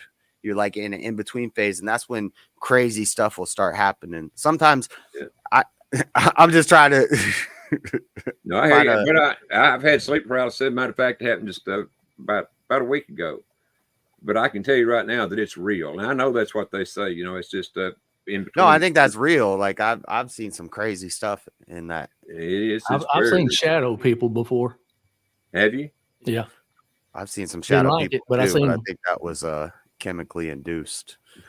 Well, real quick. First of all, though, Cheddar Pepper. For anyone in chat that doesn't know, can you tell us just a little bit about like your personal, if you don't mind, like, because I already know everything. I don't want to just go Okay. off. Well, yeah, I had polio when I was 1 year old, and they say that affects people's lower brain stem sometimes. And I've seen several different unexplainable things over the years, and had some things happen to me that I couldn't explain. Some things I give God the credit for. Other things I'll just have to ask him when I get up there, what was that? Because I have not got a clue. Some of the things I've seen. In fact, this picture in the background, I'll move aside for a second. That's actually about 1969. There's a story there, and I made it green because I didn't think black would show up good on that. But I made it, there's two portals right there, and there's a being in the middle. And what happened was years ago, I was around 12 years old. Screen, Steve? What's that? Can you blow up his screen? Because I was trying to zoom in on it. I'll get out later. Let's see. There we go. Yeah, Okay. nice. Thank you. Now that's actually where it happened, and the portals themselves and where that thing is not exactly exact because this has changed over the years. I just happened to go back to my hometown and I thought, well, I would take a picture of the place where it happened, so I would have just kind of a little documented for my own memory. But like I say, this has been years and years. This is about 69 when this occurrence actually occurred. Oh, wow. I wasn't even born yet. But yeah, I'm 66, so it's been quite a while back. But this particular situation, my dad actually worked for the street department, and he was in charge of keeping track of the equipment down there and making sure nobody stole anything. College kids every once in a while try to siphon gas and stuff like that. So one night our dogs were just going crazy, and we had multiple dogs, but there was a Newfoundland dog, Duke, that I had that he was just going nuts. And usually they bark, but this time they were barking ferociously, like there was something that was just terrifying the crap out of them. So my dad said, let's go down here and see if anybody's down there. So the place is not very far from our house. We're talking like about half a football field away. So we walked down there, and there's a whole bunch of equipment on the left-hand side that are in basically pole barns. And then you have the main building, and then behind the main building, there's an old scout hut and a field and a big pile of pea gravel by a street light. So I'm sitting there, my dog is looking out in the direction of this field. And like I say, he's just barking just furiously. I've never seen him bark like this before. And my dad says, well, I'm going to go check the equipment out and make sure there's nobody around the pole barn, because it's a pretty long pole barn, had a lot of equipment. He's over there looking around, and I'm sitting there looking at the direction my dog is barking. And all of a sudden, it's almost like it's nighttime, but it's like a blacker door opened up. And all of a sudden, this bipedal being comes walking out. His head was like a giant bowling ball. It was black. And the whole thing was just shiny black, and it looked real muscular, and it's walking on 2 feet, and it's not casting a shadow, and it's walking from my left to my right. It's actually headed toward the street light with this pea gravel pile, and it's not casting a shadow. And I'm sitting there, and my heart's just coming unglued, and this thing walks about 15 yards, and then all of a sudden this other black door opens up, and I yell for my dad. I said, "Hey, Dad." And I pointed to the thing, and it walks into this other door, and it's like the two doors just disappear. And then my dog looks at me, and he starts wagging his tail, and he stops barking, and he's like, okay, whatever it was is gone. And to this day, I have no idea what that was. It was not human. It was definitely portals that opened up in front of me. Now, here's one thing I've always wanted to try to figure out. Are the portals still there? Is there some frequency that opened those portals? Or you got a 5G tower right there in the background. Well, that wasn't there. That wasn't there. That was put and there. My other thought was, you said the city owned that lot? Yeah. Well, how do you know the city council members weren't getting together and sacrificing pigs and chickens and goats? Well, and that's whatnot? didn't you say something about the way it like his legs or something? It was no, okay. Now that's a different situation, Steve, that you're thinking of. Okay. I've had multiple situations happen, but in this particular situation, it looked just super muscular, but it was black, shiny, almost like shiny onyx. I think in onyx, Like a xenomorph? black stone.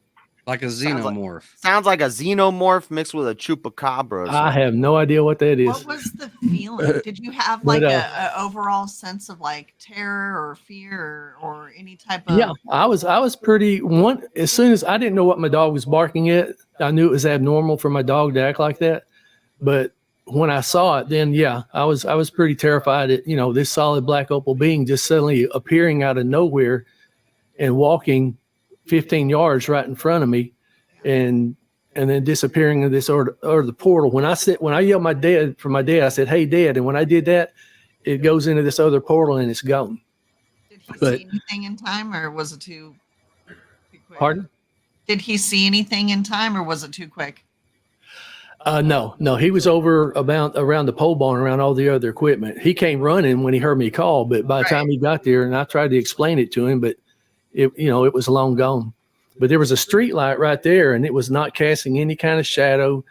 And if it had turned and walked toward me, I'd have probably, I don't know what the thing would have done, but there's no way I could have handled it. I was like a 12-year-old boy, and this thing looked like Arnold Schwarzenegger on steroids with a giant bowling ball head.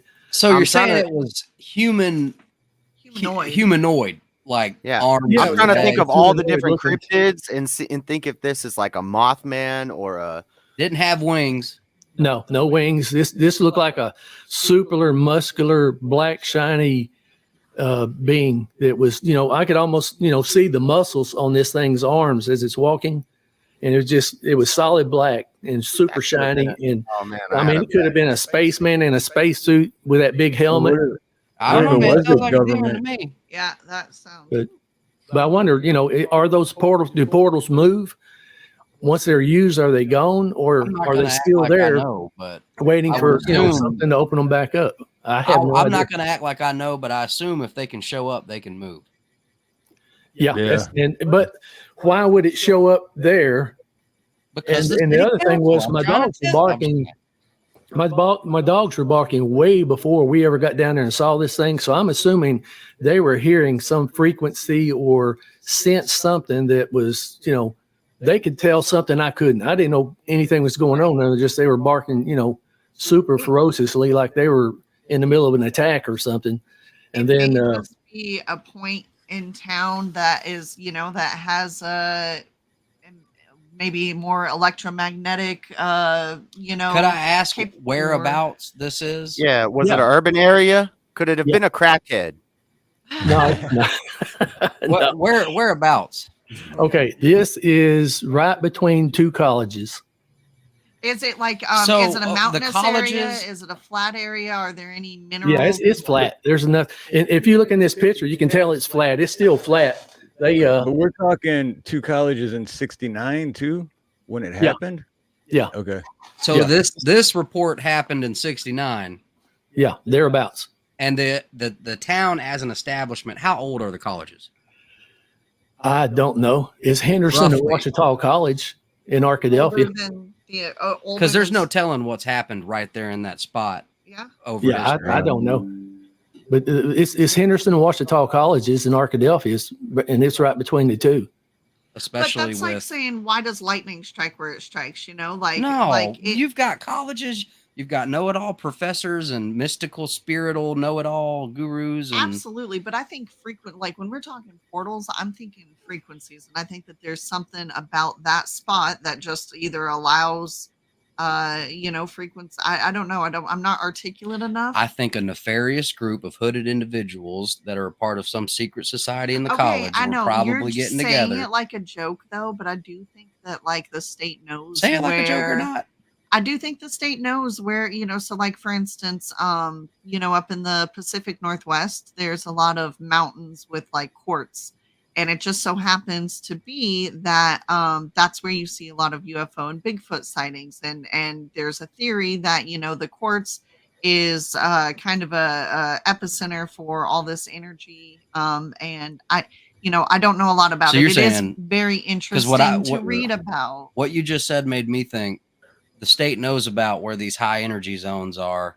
And so they bought the lot and turned it into whatever it turned into and put a fence around it. Yeah, And that's what I'm saying. That Well, that you know, sounds unfeasible.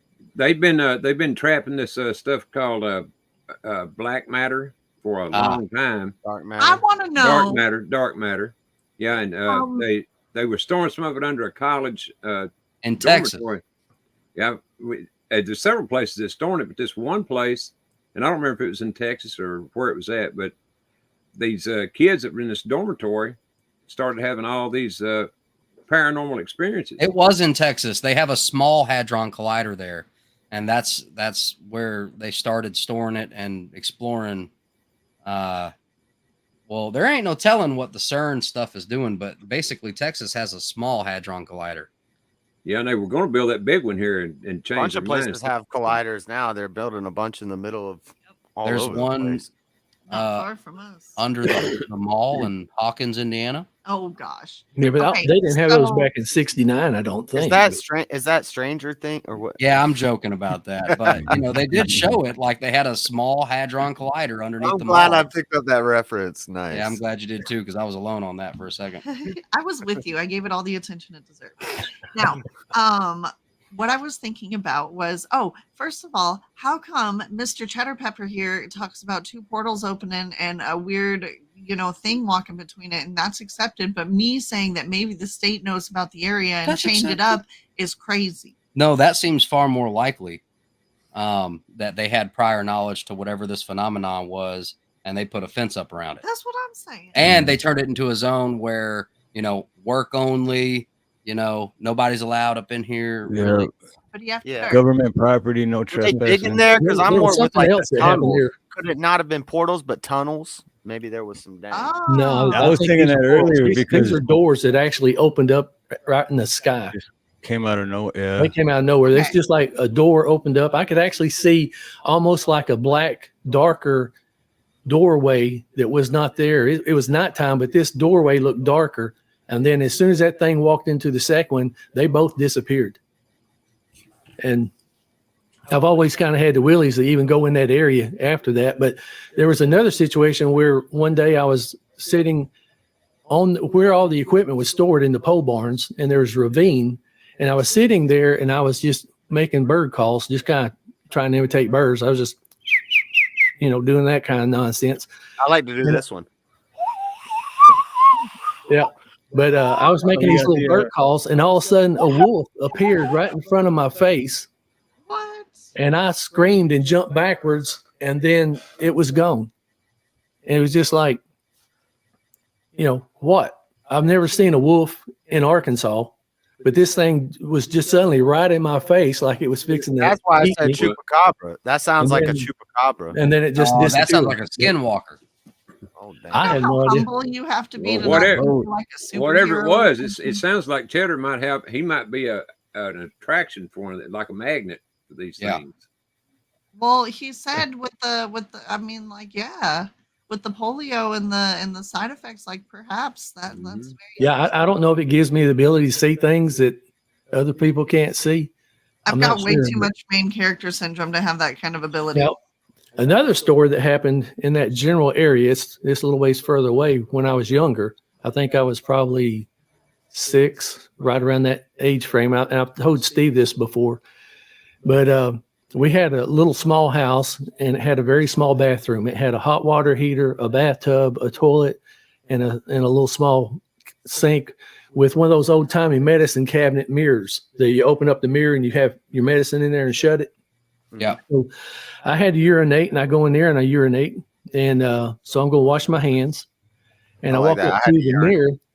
I walk up to the mirror to wash my hands, and I look up in the mirror, and it's not my face that I'm seeing. I'm seeing about a 35-year-old grown man with a very black mustache and goatee and real black hair. And he's sitting there looking at me, and I'm kind of dumbfounded because I'm thinking, that's not me in the mirror. Something's wrong. And I'm sitting there looking, and all of a sudden this guy he smiles and winks at me, and I just come unglued. I mean, I'm just having a fit trying to get the heck out of Dodge. And I get out there, I'm screaming, yelling. My mom comes in there and she says, "What's going on?" And I said, "There's somebody in the mirror and it's not me." So we go in there, and I'm reluctant to even go in there and look. And I look in the mirror and it's me and her. But why was I seeing like this 35-year-old man instead of me in the mirror? And then it, smiles and winks at me. And then, I can't explain it. I have no. And where was no this? Was explanation. that This was also in Arkadelphia. It was at a different location, probably. was it like a hotel or was it at your house? No, it was in our house. Oh. It was actually in our house, a little bitty small vanity medicine cabinet mirror. Well, There the was no Bible control. talks about when God flooded the earth, he, people the giants that were killed, he left them to walk the earth. I'm not saying that's what it was, but my point is that there are things that are left over from the other side, that veil that separates us. There are things over there. I think there are anyway. And I don't think our spirit ever dies. I mean, because we are, electrical beings from the electrical jolt that's generated in our brains is what makes our heart beat. So when you die, where does that energy go? Because, they say energy can't be created or destroyed. So we are, what makes us go is the energy that I don't think any of us yet understand yet. And maybe that's, I don't know. I'm just speculating. I'm a definite Christian, and I believe, to be absent from the bodies, to be present with the Lord. But even being a Christian, I can't explain these things I saw. When I get up there, I'm going to have to ask Jesus what and why. Because I don't know what they were. I don't know why I saw them. I have no earthly idea. I agree with you and on me that, both, man. brother. That's what I believe. And I think I sound crazy. Could it possibly be that you were blessed with a gift? Sometimes, blessings are in disguise. So I don't know about the whole polio situation, but maybe it's a gift, and maybe you saw you have to read through the lines. Maybe you saw the AC in the mirror, and now you'll know his face when you see him. Yeah, I hope I don't see him. Well, I mean, when me and Cheddar were talking about this last week, is like, to me, like the polio thing at the age of 1, and to me it's like his third eye was open. Yeah, I honestly don't know. I know spiritually speaking, my wife and the kids and I were in a car. We were driving to visit my sister, and we came up on this bridge, and I look up ahead of me, and this was before I got saved. And I look up ahead of me, there's a backhoe in the left lane going the opposite direction. And I look up in my lane, and there's a Trans Am coming at me at like 100 miles an hour. And my thought is slam on the brakes. And my wife's sitting there holding our son in her hands. This was before people was wearing seatbelts, and we weren't. But I look up, and this Trans Am is just flying right at me. And I want to hit the brakes, and God or the Holy Spirit told me floorboard the car. I didn't want to do it, but I went ahead and did. I got past the bridge, and there was a ditch. And as I was trying to go down into the ditch to get away from this car, it was like the two cars kind of passed through each other on like his driver's side and my driver's side. I don't see how we didn't slam into each other. And I went down the ditch, and I was able just barely get the car out of the ditch and come back up. And I looked, and he didn't hit his brakes or nothing. He was just moving on. And if I'd hit my brakes, I would not be here right now. And I give God the credit for that, because if I'd hit my brakes, we'd have all been killed. We were in a little Toyota station wagon. He'd have drove right through us. So do you think maybe that was like a guardian angel, but this other portal thing might be like the dark arts that maybe you don't want to dabble with? The portal, I don't know. I assume my dog didn't like it. And if my dog didn't like it, I didn't like it. So I'm assuming that was possibly evil. Demon, Nephilim. Yeah, my dog doesn't like cameras. I think cameras might be evil. I think especially with the buff nature of it, and I don't know if you could judge how tall it was, and not that that really matters, but I think that the way that you refer to it makes me think, Goliath was only 9 foot tall, So you didn't have to be insanely tall to be considered a giant. Right. He was a That was- hybrid. I think he was a hybrid. Well, of course he was, but like that's still Nephilim, and they, they aren't going to be judged until their time. So I would say what you saw there would be demonic Nephilim, something like that. There's stories here on the south shore of Lake Pontchartrain across the river on a highway called 3127 in Louisiana. And it's a pitch black highway that's all but forgotten. There aren't a lot of street lights on it. And there are stories of not a Trans Am, but headlights that come screaming up behind folks and come screaming like towards folks and causing accidents. And that's what you reminded me of, was all those crazy, they call it ghost stories. They're ghost cars, cars that just aren't there. And yeah, I remember going back to the, like I told Ronnie earlier, the shadow people.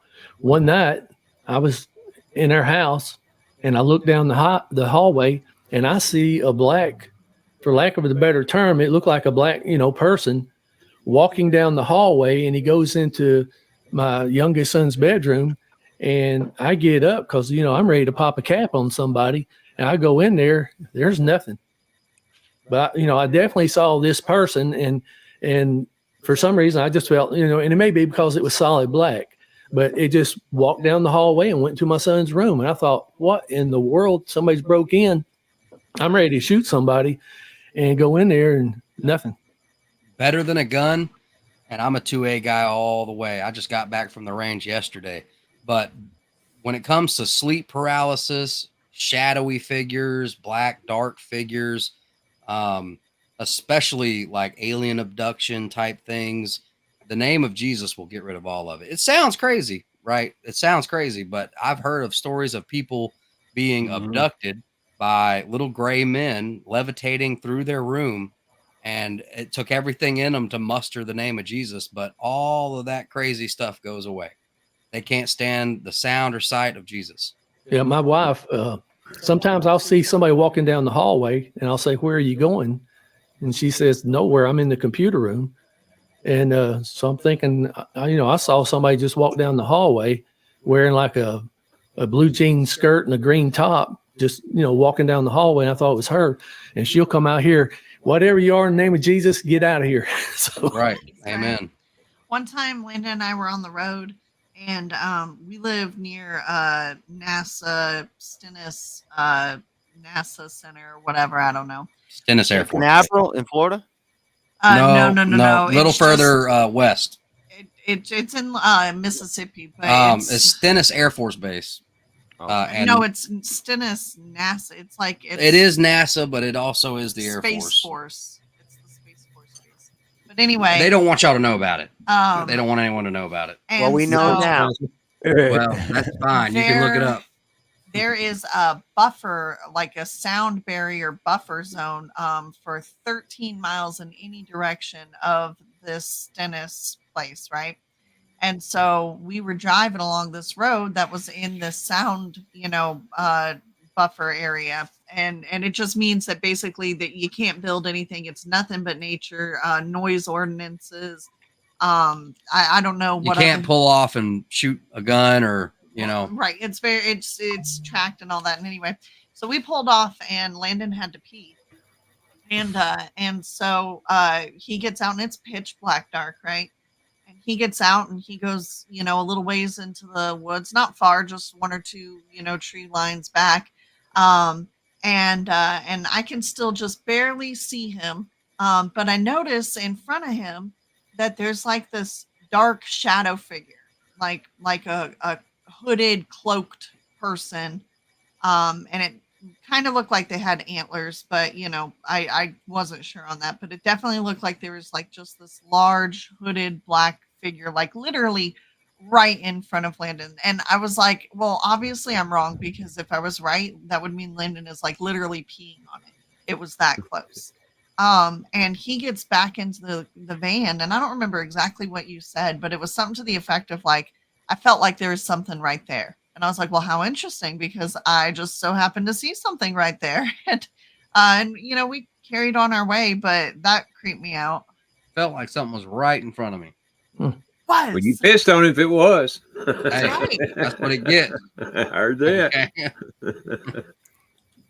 I was deer hunting with a friend down close to Arkadelphia one day, and he was going to go hunting down this one particular area. He's not a particularly big man, but I would decide to go up on this hill and look down into this area because I had a lot more visibility.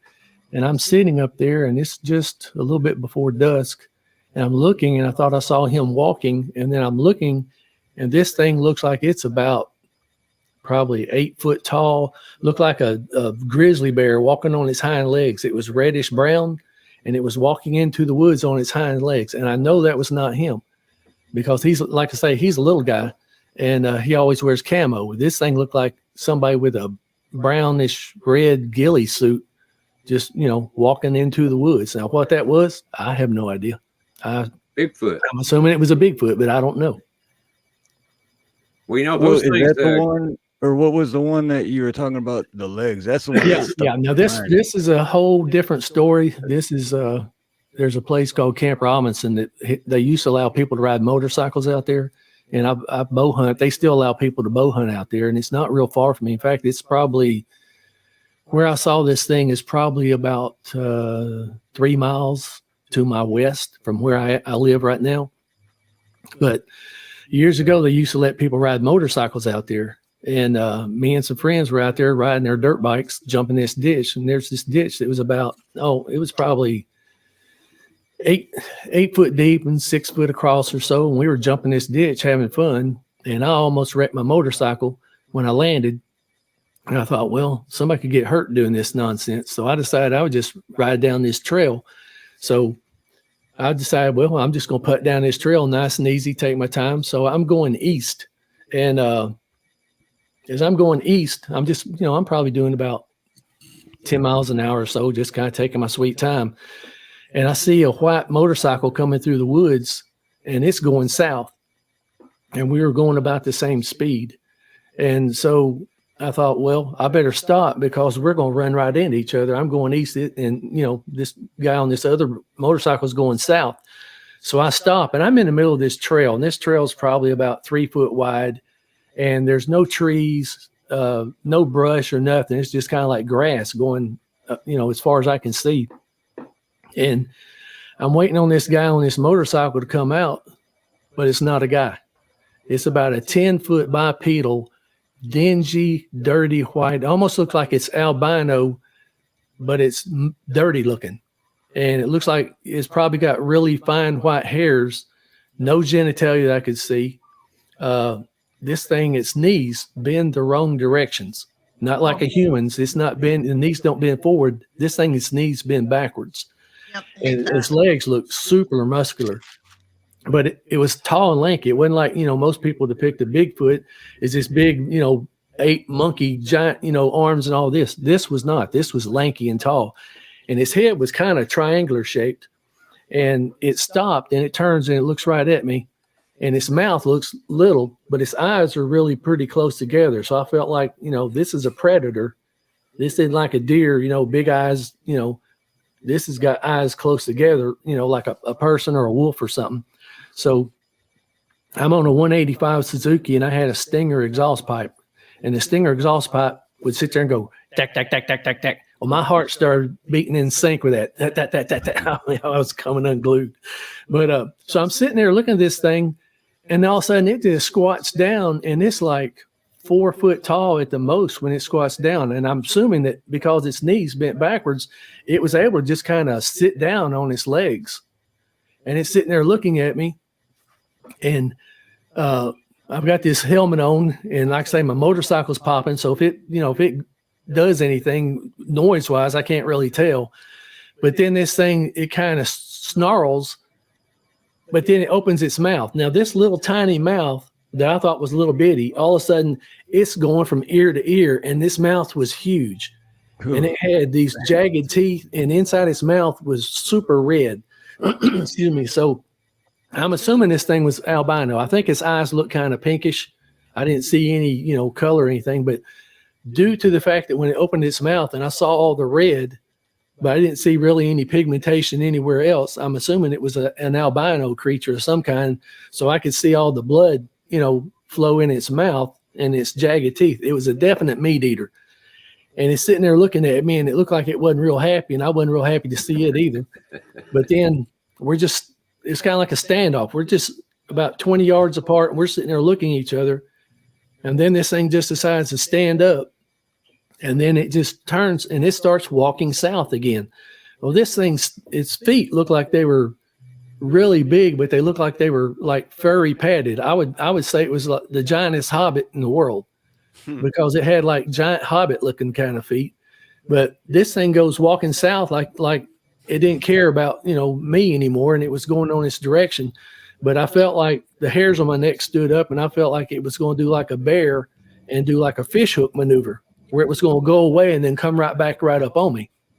So I turned that motorcycle around and I rode like a pro. I was getting out of Dodge, and the whole time I was praying, asking Jesus to, keep this thing away from me. I don't know if it was trying to get me or what, but I didn't even have the nerve to turn around and look. I was riding so hard and fast that I had to pay attention, where I was going.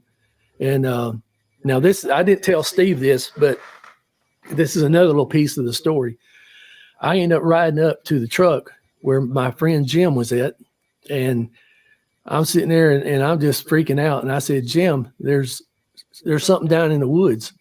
And this was probably I probably rode maybe 2 or 3 miles to get back to where he was. And he's sitting in the truck. And I said, Jim, there's something in the woods and it's real tall. And he says, it white and lanky? I said, yeah. I said, how do you know? He said, well, I don't want to tell anybody because they think I'm a nut. But he said him and his nephew were squirrel hunting out there one day.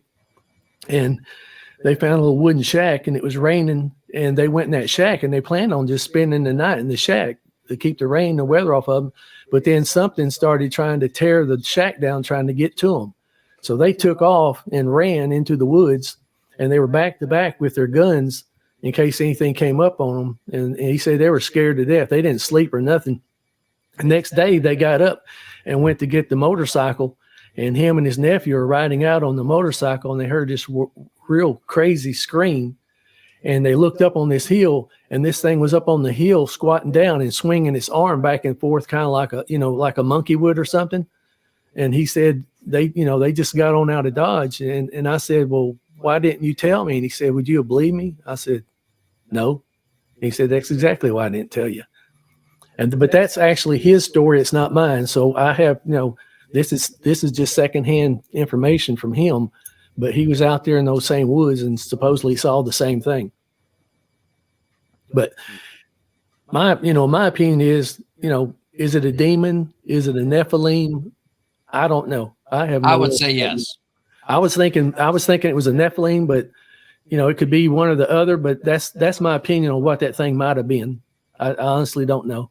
Well, I think demons and Nephilim are probably one and the same thing, because when the earth was flooded, those Nephilim were given or sentenced by God to walk the earth and possess whomever they could. So it's more than likely a Nephilim demon, whatever you want to call it. But yeah.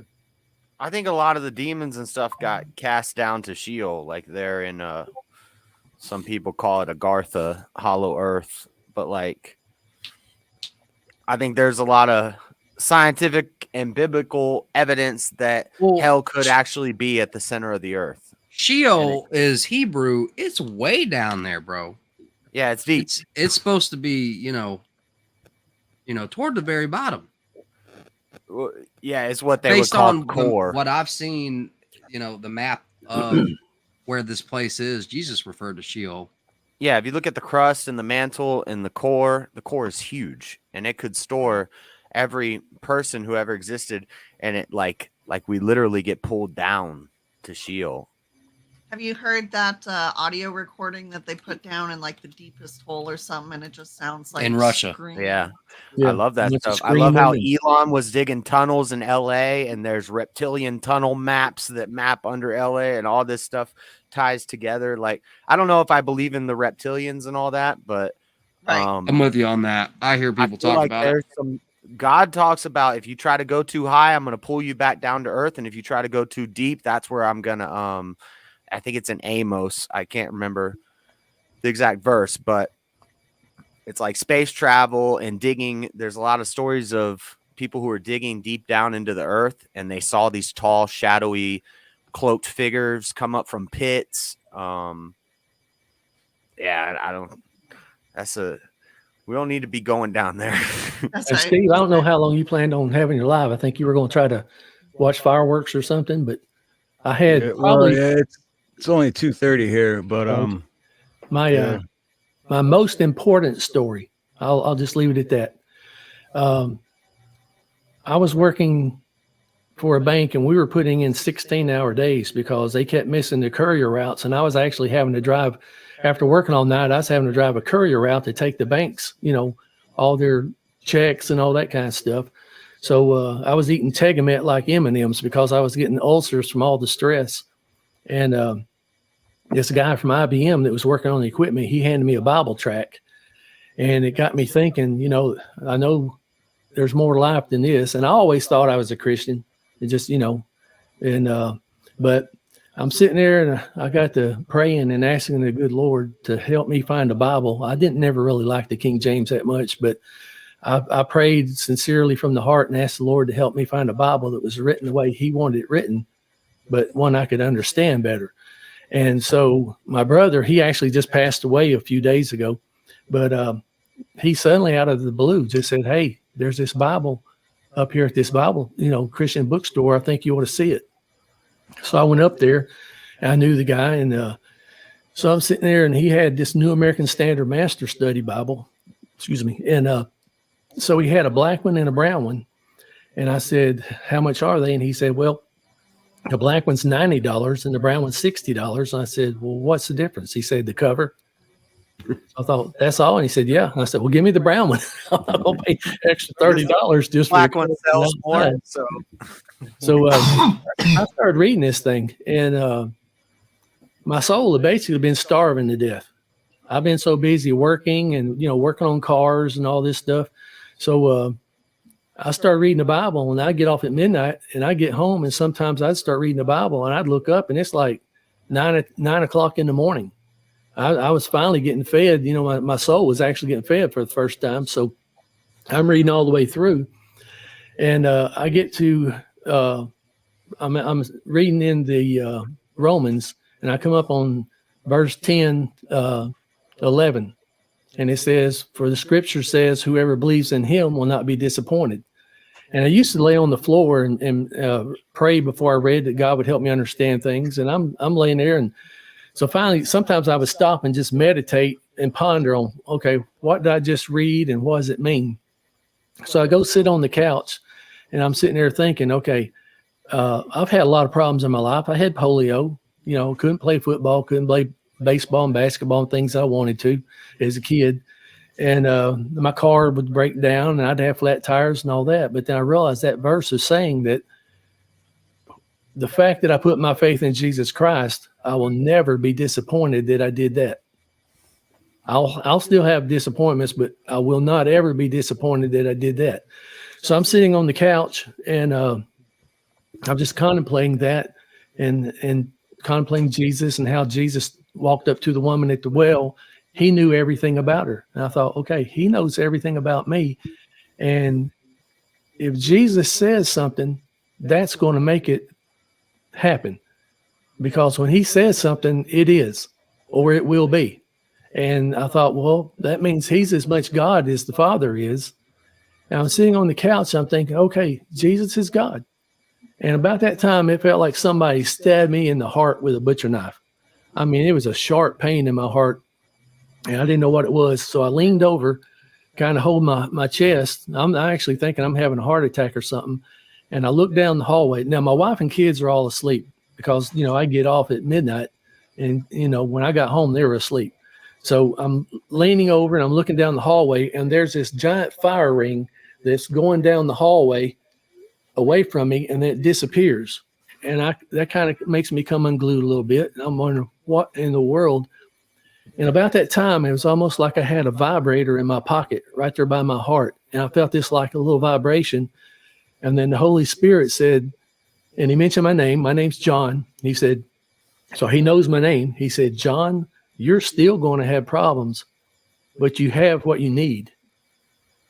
And I'm sitting there thinking, okay, out of all the things in my life that I really, truly needed to make sure I had, there was only one, and that was faith in Jesus Christ. And I have that at that point. And so I'm sitting there, and then it almost felt like I had an out-of-body experience where suddenly I see myself and I'm covered in all this filth. And it's worse than if you took a dive in a cesspool. I mean, I've got something all over me that is just, there's no way I could have got it off on my own. But all of a sudden, it's like this water, blood, what have you, is flowing over me, and it's peeling this nastiness off of me like a suit. It's almost like a banana is peeling away from me, and it's washing all this off. And I look, and it's kind of like I'm clear and clean and translucent almost. And I'm sitting there, and all of a sudden, this peace just flooded over me. It was a peace that I'd never felt in my life, and all of a sudden. And when they talk about the peace that passes understanding, this is a peace that I could not ever find on my own. But suddenly I had this peace where it doesn't matter what happens. I've got faith in Christ. I have the one thing that I needed. So, whatever life throws at me, I'm good. It'll be okay. Death has no sting. It's like a white-faced bumblebee. It can't sting me. So I'm sitting there and I have this peace, and the Holy Spirit told me I was still going to have problems. So I still have flat tires. I actually took to have my car's brakes fixed the other day. And I got in the car and went to my daughter's house a little while later, and the emergency brake doesn't work now. So I'm going to have to take it back. But that's not a deal. If I died today, I'm not worried about it, because I've actually, for the first time, I went from thinking I had faith in Jesus Christ to being absolutely positive. And one of my little things I like to say is, instead of HIV positive, I'm HIM positive. I have faith in Christ, and I'm positive of it. And I still have trouble, but I'm not worried about it. And so, like getting up here on this panel and telling people the truth about things I've seen in my life, I'm not worried about it. I'm just going to have to ask the good Lord one of these days, why did I see it? What was it?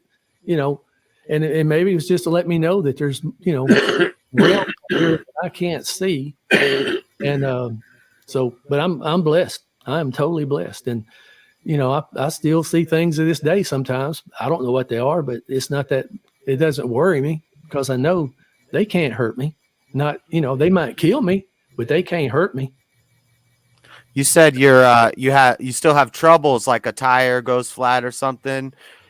I'd say don't even look at that as a trouble. Like, maybe that tire going flat was necessary. Yeah, it may have kept me from getting killed by a drunk driver. Might have happened. We think about that all the time.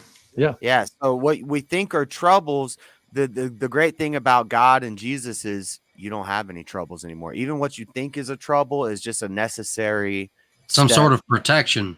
Yeah. Right. Yep. But I'm totally blessed, and I thank the good Lord for it. I know when y'all were talking about, Jesus and things earlier, I was just listening in. I thought, I'm so blessed. And then my brother, I actually, after I got saved, I prayed and asked the good Lord to lead me to a church that did things the way he wanted to. And I was going to leave it up to him, because I've been to Assembly of God. I've been to the Baptist. I've been to the Catholic. I've been to several churches. And I thought, okay, God knows which one I should be going to. So I just prayed and asked the good Lord from the heart, what church do you want me to go to? And a couple of days later, my brother Sam, like I say, he passed away a few days ago, but he came up to me and he said, John, there's this church. I think you ought to go see it.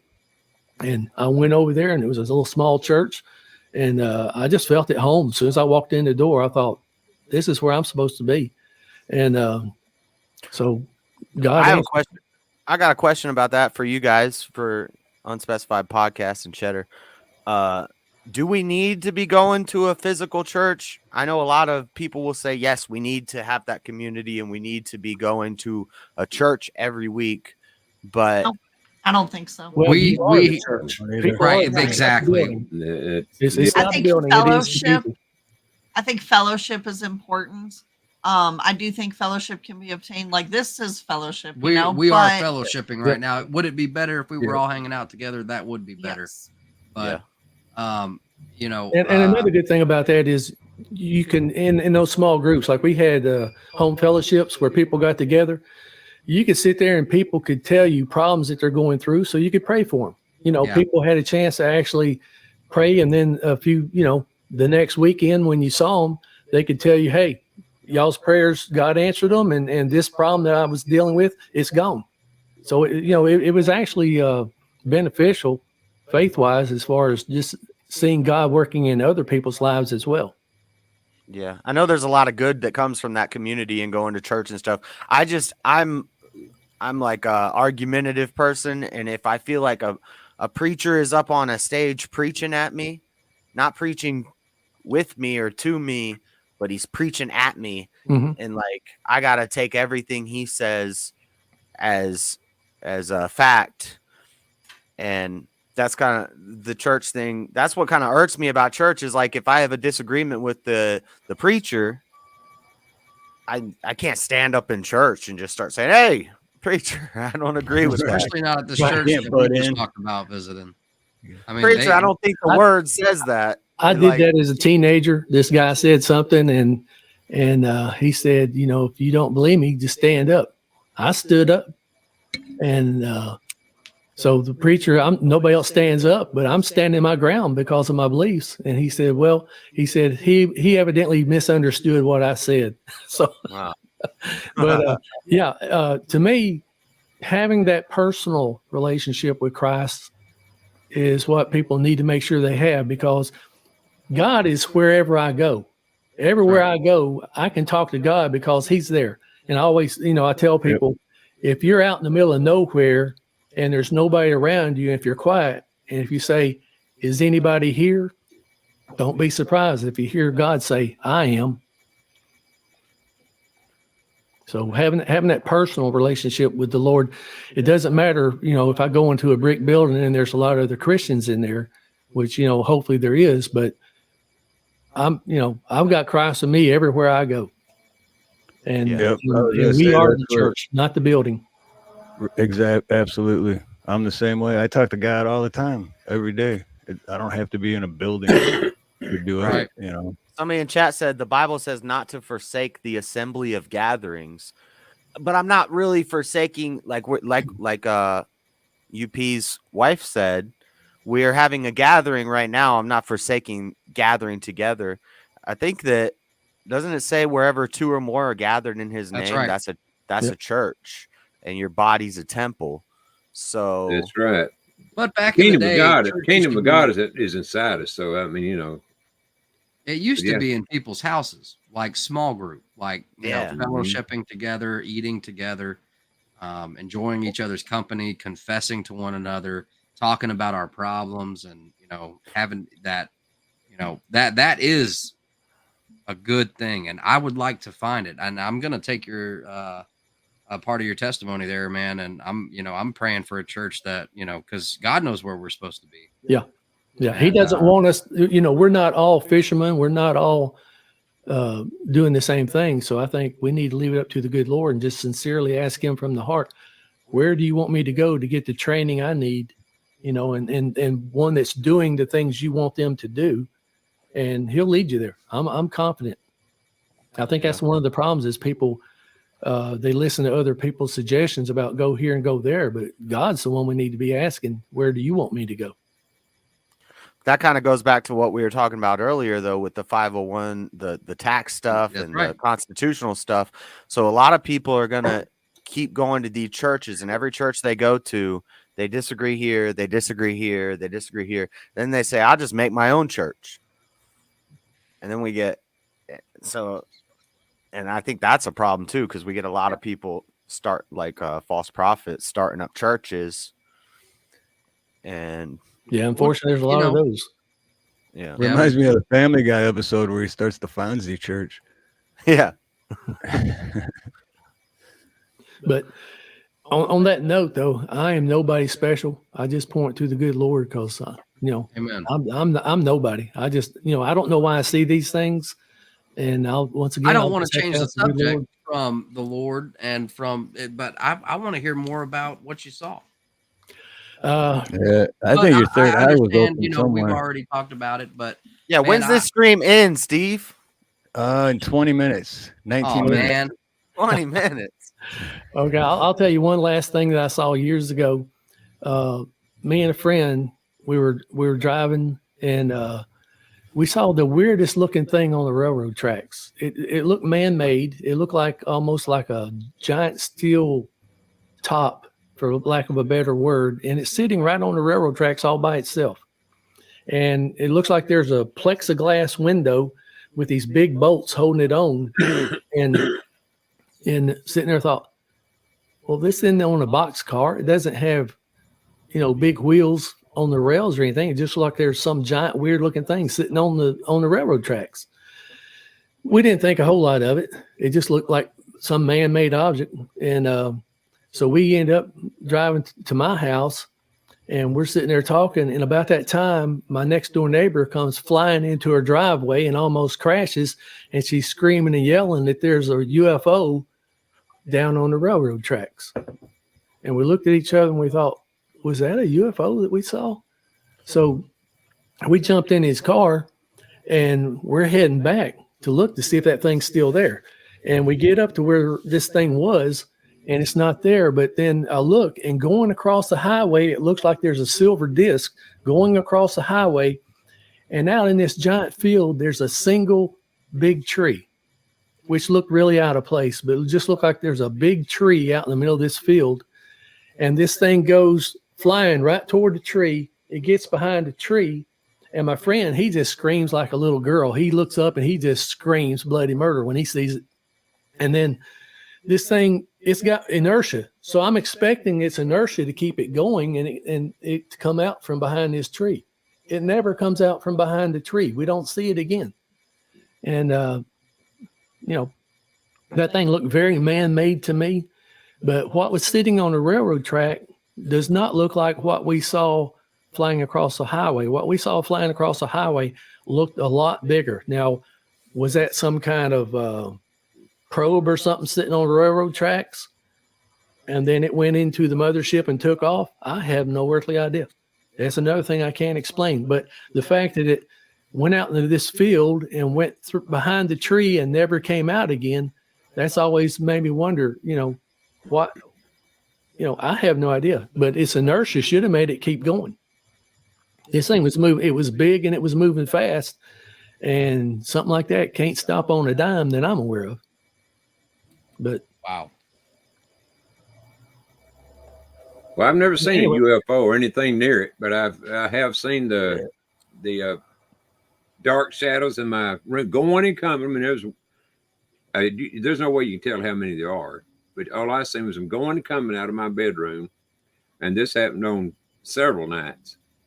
And y'all were talking about the guy in the big hat a while ago. Well, one night I was laying in bed, and I've always had trouble falling asleep. So just so y'all know, but I was laying in my bed on my back, and the shadow appears on my ceiling, and it's of a guy. It's a big dark shadow. I don't know where the hell it came from. I got up and looked out the window to see where it could be coming from. Didn't see anything out there be casting that shadow, but the shadow looked like it was coming through my window. But and it had a big. Earlier, you said it was you just turn the lights off, so it's not like you can turn the lights off and fall asleep just like that. Exactly. He had this big old dark, Abraham, stovepipe, I guess you call it, hat. Yeah, that's the tall hat man. Yeah, but I didn't know what it was. I just looked down and said, well, thought to myself, I'm going to sleep, do what you got to do. But there's nothing, that you can do about it other than, pray, which I always do. But, the next, I never saw it again after that one time. Those shadows now, those dark shadows, I've seen them on multiple nights. And I don't do drugs, so. Yeah. Hey, honestly, Ronnie, that's what I've been thinking the whole time, but I don't want to say it because I don't want to offend anybody. But I used to hang out in a lot of the dark arts circles, and a lot of this stuff I've heard from people who are using drugs. And so when I hear this stuff, my mind caught. But I mean, if I've been hearing crazy stories about miracles and things from people who never used drugs before. So, Yeah. I don't drink, and the only blood pressure. That's the drug I use. I have to take blood pressure pills once every day. But Yeah, and it's I'm hard. trying to find like before I reasonable had to take ways. blood pressure pills. I'm always trying to find like reasonable ways to explain this stuff, and so my mind always goes to either you were really tired, or maybe you were sleep deprived, or something, or it was drugs. But I'm not saying you guys were doing drugs, but I've heard stuff from drugs. I used to drink and used to do drugs. I still do drink, but I used to drink too. Yeah. Yeah, I saw some crazy stuff when my mind was in an altered state, but I don't even want to talk about that because I attribute all that to that. You know. Well, it is hard to believe if you've never saw it before. You know, if you've never experienced it. And I understand. Believe it, I didn't believe it before all this happened to me either.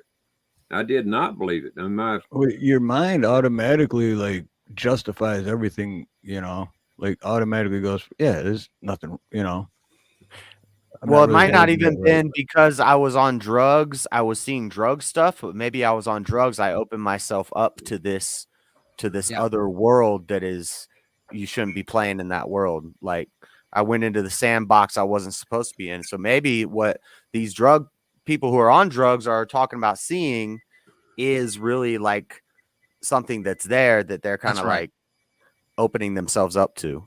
Yeah, and you know, there's a lot of people out there that will not tell when they've actually seen things because they don't want to be ridiculed. And I've never really cared about what other people think as far as, you know, I want them to put their faith in Jesus, but as far as what they think of me, it's irrelevant because I'm nobody special anyway. But I don't mind telling people. I've been telling people ever since I've seen these things. I've been telling them for years and years and years. And in fact, some of my coworkers, they used to laugh and say Bigfoot stole my beer, but from that thing I saw out in the woods. But no, you know, I don't care. It's irrelevant. If more people would step up and say, okay, I saw this, then, you know, maybe more people would be able to see it. But it's like this thing I saw out in the woods. Most people, I think, when they're looking for a Bigfoot, they're looking for this big, dark, you know, gigantic thing. Blurry guy. But what I saw was tall and lanky and dirty white. So, you know, how many people are, when they're driving through the woods, are looking for something dirty white? Usually not very many. Well, so why would they hide Bigfoot? If Bigfoot, Yeti, Abominable Snowman, Skunk Ape, Sasquatch, all these things are real, why would they hide it? I have an answer, but I'm wondering what your answer is. I can tell you mine. I think it's because they don't want us to know what truly exists in the world. They know that they're there, but they don't want us to know what it is. So and I'm talking about the media, the government, whoever keeps it beat down, you know, because they don't want us to know. Yeah, it's like they cover up, you know, the crash over there in Area 51. You know, we'll probably never know, you know, was it really something that really happened? The people that actually saw it, they said it. And then, you know, all of a sudden they're having a lot of people come up there saying you didn't see nothing. Yeah, no, it was military men. Because it confirms the spiritual aspect that. Yeah, that's what I think it screws with their evolutionary theories because that would be like the missing link, but they're still here. So why are these humanoid apes that aren't that smart, but they're kind of smart? Why are they still here and living while people are living? If evolution's true, then they should have went extinct and we should just be us now, but they're still here. And so it's like Bigfoot, they want to tie us to the monkeys, and that kind of messes it up. That's right. And Bigfoot is like the gateway monster, right? So like if you Cryptid. know, if it came out, cryptid, that's a better word. If it came out that Bigfoot, like we're already teetering with them coming out with the UFOs, right? But if they governments came out, have come out. I if mean, they came Mexico's out- government had a fake alien That's right. on national That was TV. hilarious. Yeah, If they came out with saying Bigfoot is real, then people then would have to start questioning, okay, well, are vampires real? Well, yes, just not in the context that Hollywood sold you. Are Right. werewolves Are real? dragons and giants real? Yeah, it's like the Kandahar giant. Supposedly, you know, the military shot it and then they picked it up with a helicopter and took off with it because they didn't want anybody You to talking know about the it. red-haired one? Yeah. look at how far the enemy gets because we explain away demonic attack. We explain it away as, oh no, I was. And they've just even given being... it a psychological name like sleep paralysis or something like Right, that. But it's like- definitely a spiritual issue that you're dealing with. And, Right. I use and- the psychological words, but I don't even believe in all that stuff. I think it's all a spiritual thing, but I use those. Yeah, no, those I get you. I words. get yours. Stuff Yeah. Right. And our government lies to us so much. I mean, the jab and climate change and everything else. I mean, Taxes. I mean, I'm sorry. Yeah, What was yeah. that word? Yeah. They want to And disarm so- us and then give everybody else, weapons, but they don't want us to have any. So, what's up with that? Right. and Well, I so mean, I- look, New how World many Order's decades? agenda. How many decades did they? Like you didn't see that the aliens or UFOs. That's not real. And then a couple years ago, it's like, yeah, it's real. It's like just, oh, okay, so you were lying, like you Right. just. And JS, And like you so- were talking about earlier with the, folks seeing things and it being, correlated to the drugs. And I'm not saying that if you see stuff that you're on drugs, but folks that I knew, the circles that I hung out with, after, when I was very young, I was kicked out and there was a whole situation where I was, living with folks that, it was a hardcore situation. And multiple people had warned me about, things like acid were floating around. And, they had talked about like things showing up, being right in the corner that, they believed were always there, but this allowed them to see it. Yeah. And like Yeah. DMT, they'll see things on fire and they think that fire is like there's like always a fire burning there. It's like auras and all that stuff. I think that's all real, but I think it's dark arts. I remember years ago, I had to go to Philly for a week during disaster recovery testing. And we were driving down this road and there's this guy out in the street and he's screaming and swatting at something. And, we couldn't see it, but that don't mean it wasn't there. When you pass by someone and they're hooting and hollering, arguing, talking to something, Yeah, there was a guy. they're hooting and hollering and talking to something. But we I'll can't leave see it. this as my last example. My brother and I, we went to a Denny's restaurant one day, and there's this guy that was sitting over at a table, and he had like 12 glasses of water sitting on the table, and he's carrying on this conversation with all these people that me and my brother can't see. And the waitress came up to him and she said, "Can I get you anything else?" And he said, "Yeah, me and my friends would all like another glass of water." And me and my brother look at each other, and I think he knew the guy, and he said the guy was, messing with some stuff he should have been leaving alone. Now, whether that was spiritually or drugs or what, I don't know. But this guy was carrying on conversations with a bunch of people that we weren't seeing. Yeah. I kind of felt like that was kind of demonic, but I don't know. It's not my place to judge. Hey, don't forget that guy coming out of Chaz butt naked talking about the end of the world's coming. He's got to go get his kids. Y'all remember Right. him? And a He was therapist is talking- just going to chop this up to schizophrenia or bipolar. Something or easy to manic dismiss it, depressive or explain it something away. Right. like That's that. another thing. Is it's like, okay, schizophrenia, in my opinion, like that would be possession. Okay. And there are many psychologists that don't even believe in schizophrenia. Like Well- it is not widely accepted in the psychology world. But be Don't careful forget- because if you got this is like the Emily Rose or whatever, that story where they said it was possession and then the Right. priest went in there to Like it, said, "Don't take your medications and let's do this exorcism," and she ended up dying. And then it's a huge court proceeding about, did you medically harm this person by telling them, like, now Right. we're getting Don't into forget that demons go by they, them. Yeah. Yeah.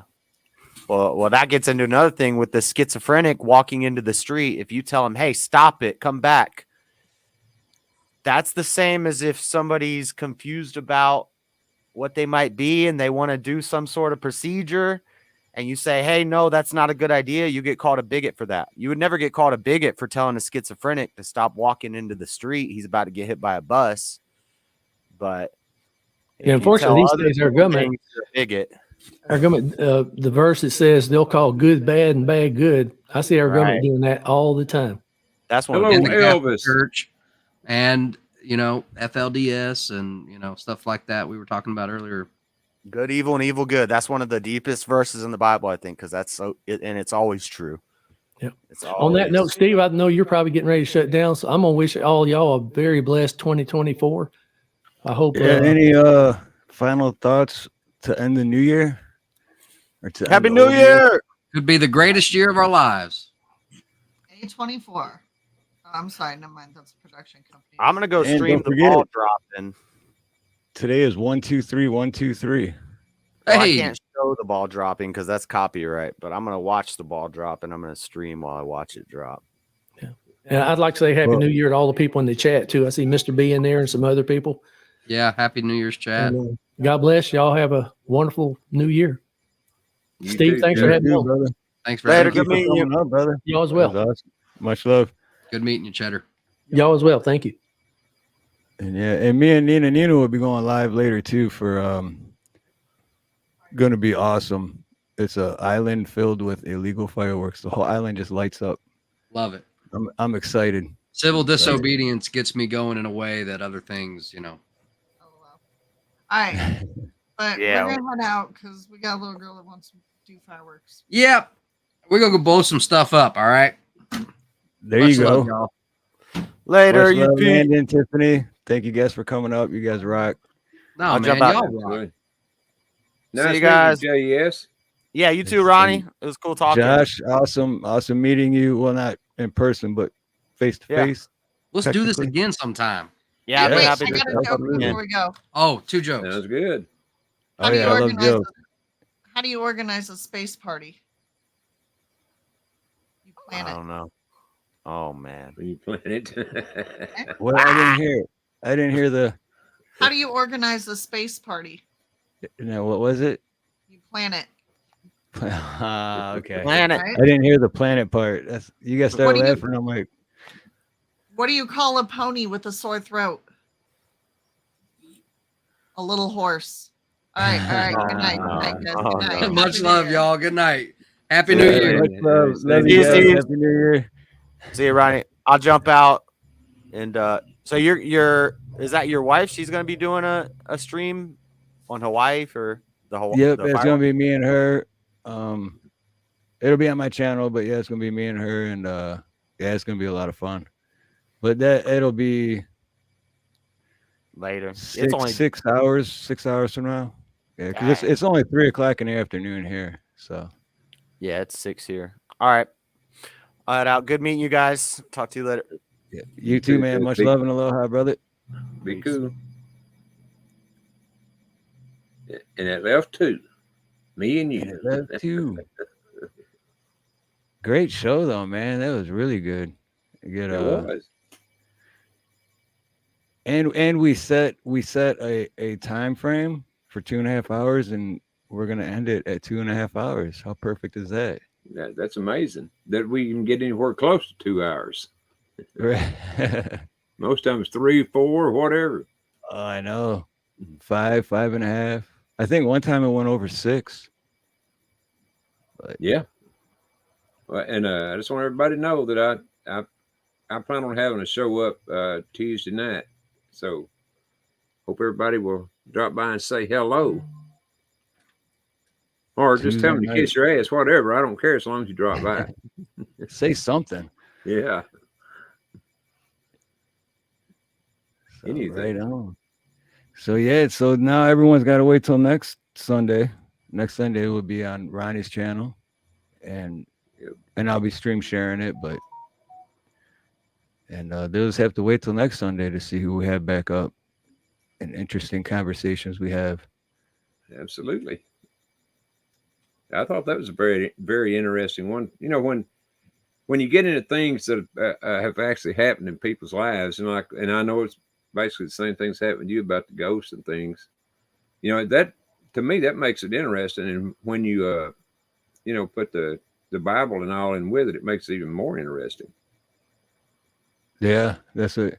Because with Cheddar Pepper, I was actually planning on having him next week, but where our conversation was, and he was in chat, I'm like, we got to have him up now because it's perfect, you know, with everything we were talking about, and his stories really amaze me. It's really interesting. No, Ghetto, you're always good, brother. I don't mind people having different opinions than me. So long as they're respectful, that's all I ask. I know there's lots of other opinions out there than just mine. So yeah, right. by all means. We got to have Ghetto on as a guest too again. Oh no, not Ghetto. Hey, Kettleheads and Beer. Aloha. Kettleheads is here. Got here a little late, but it's better late than never. There you go. Right. Cool. So we'll go ahead and close it out. We're at 2.5 hours. So anything you want to say to everybody before the year ends? Happy New Year's about it. And Happy New Year, yeah. And be sure to drop in on my show Tuesday night, and then for Steve and me next week, same time. It won't be the same station. It'll be on my channel this next week, but drop in. Never know what we're going to talk about. Same show, same time, Ronnie's channel. That's right. Hello, kiss off. Ooh. Kiss off. So right on. So all right, much love and aloha, everyone. Happy New Year. And until next Sunday, much love, much aloha. I'm proud to be American made. I pledge allegiance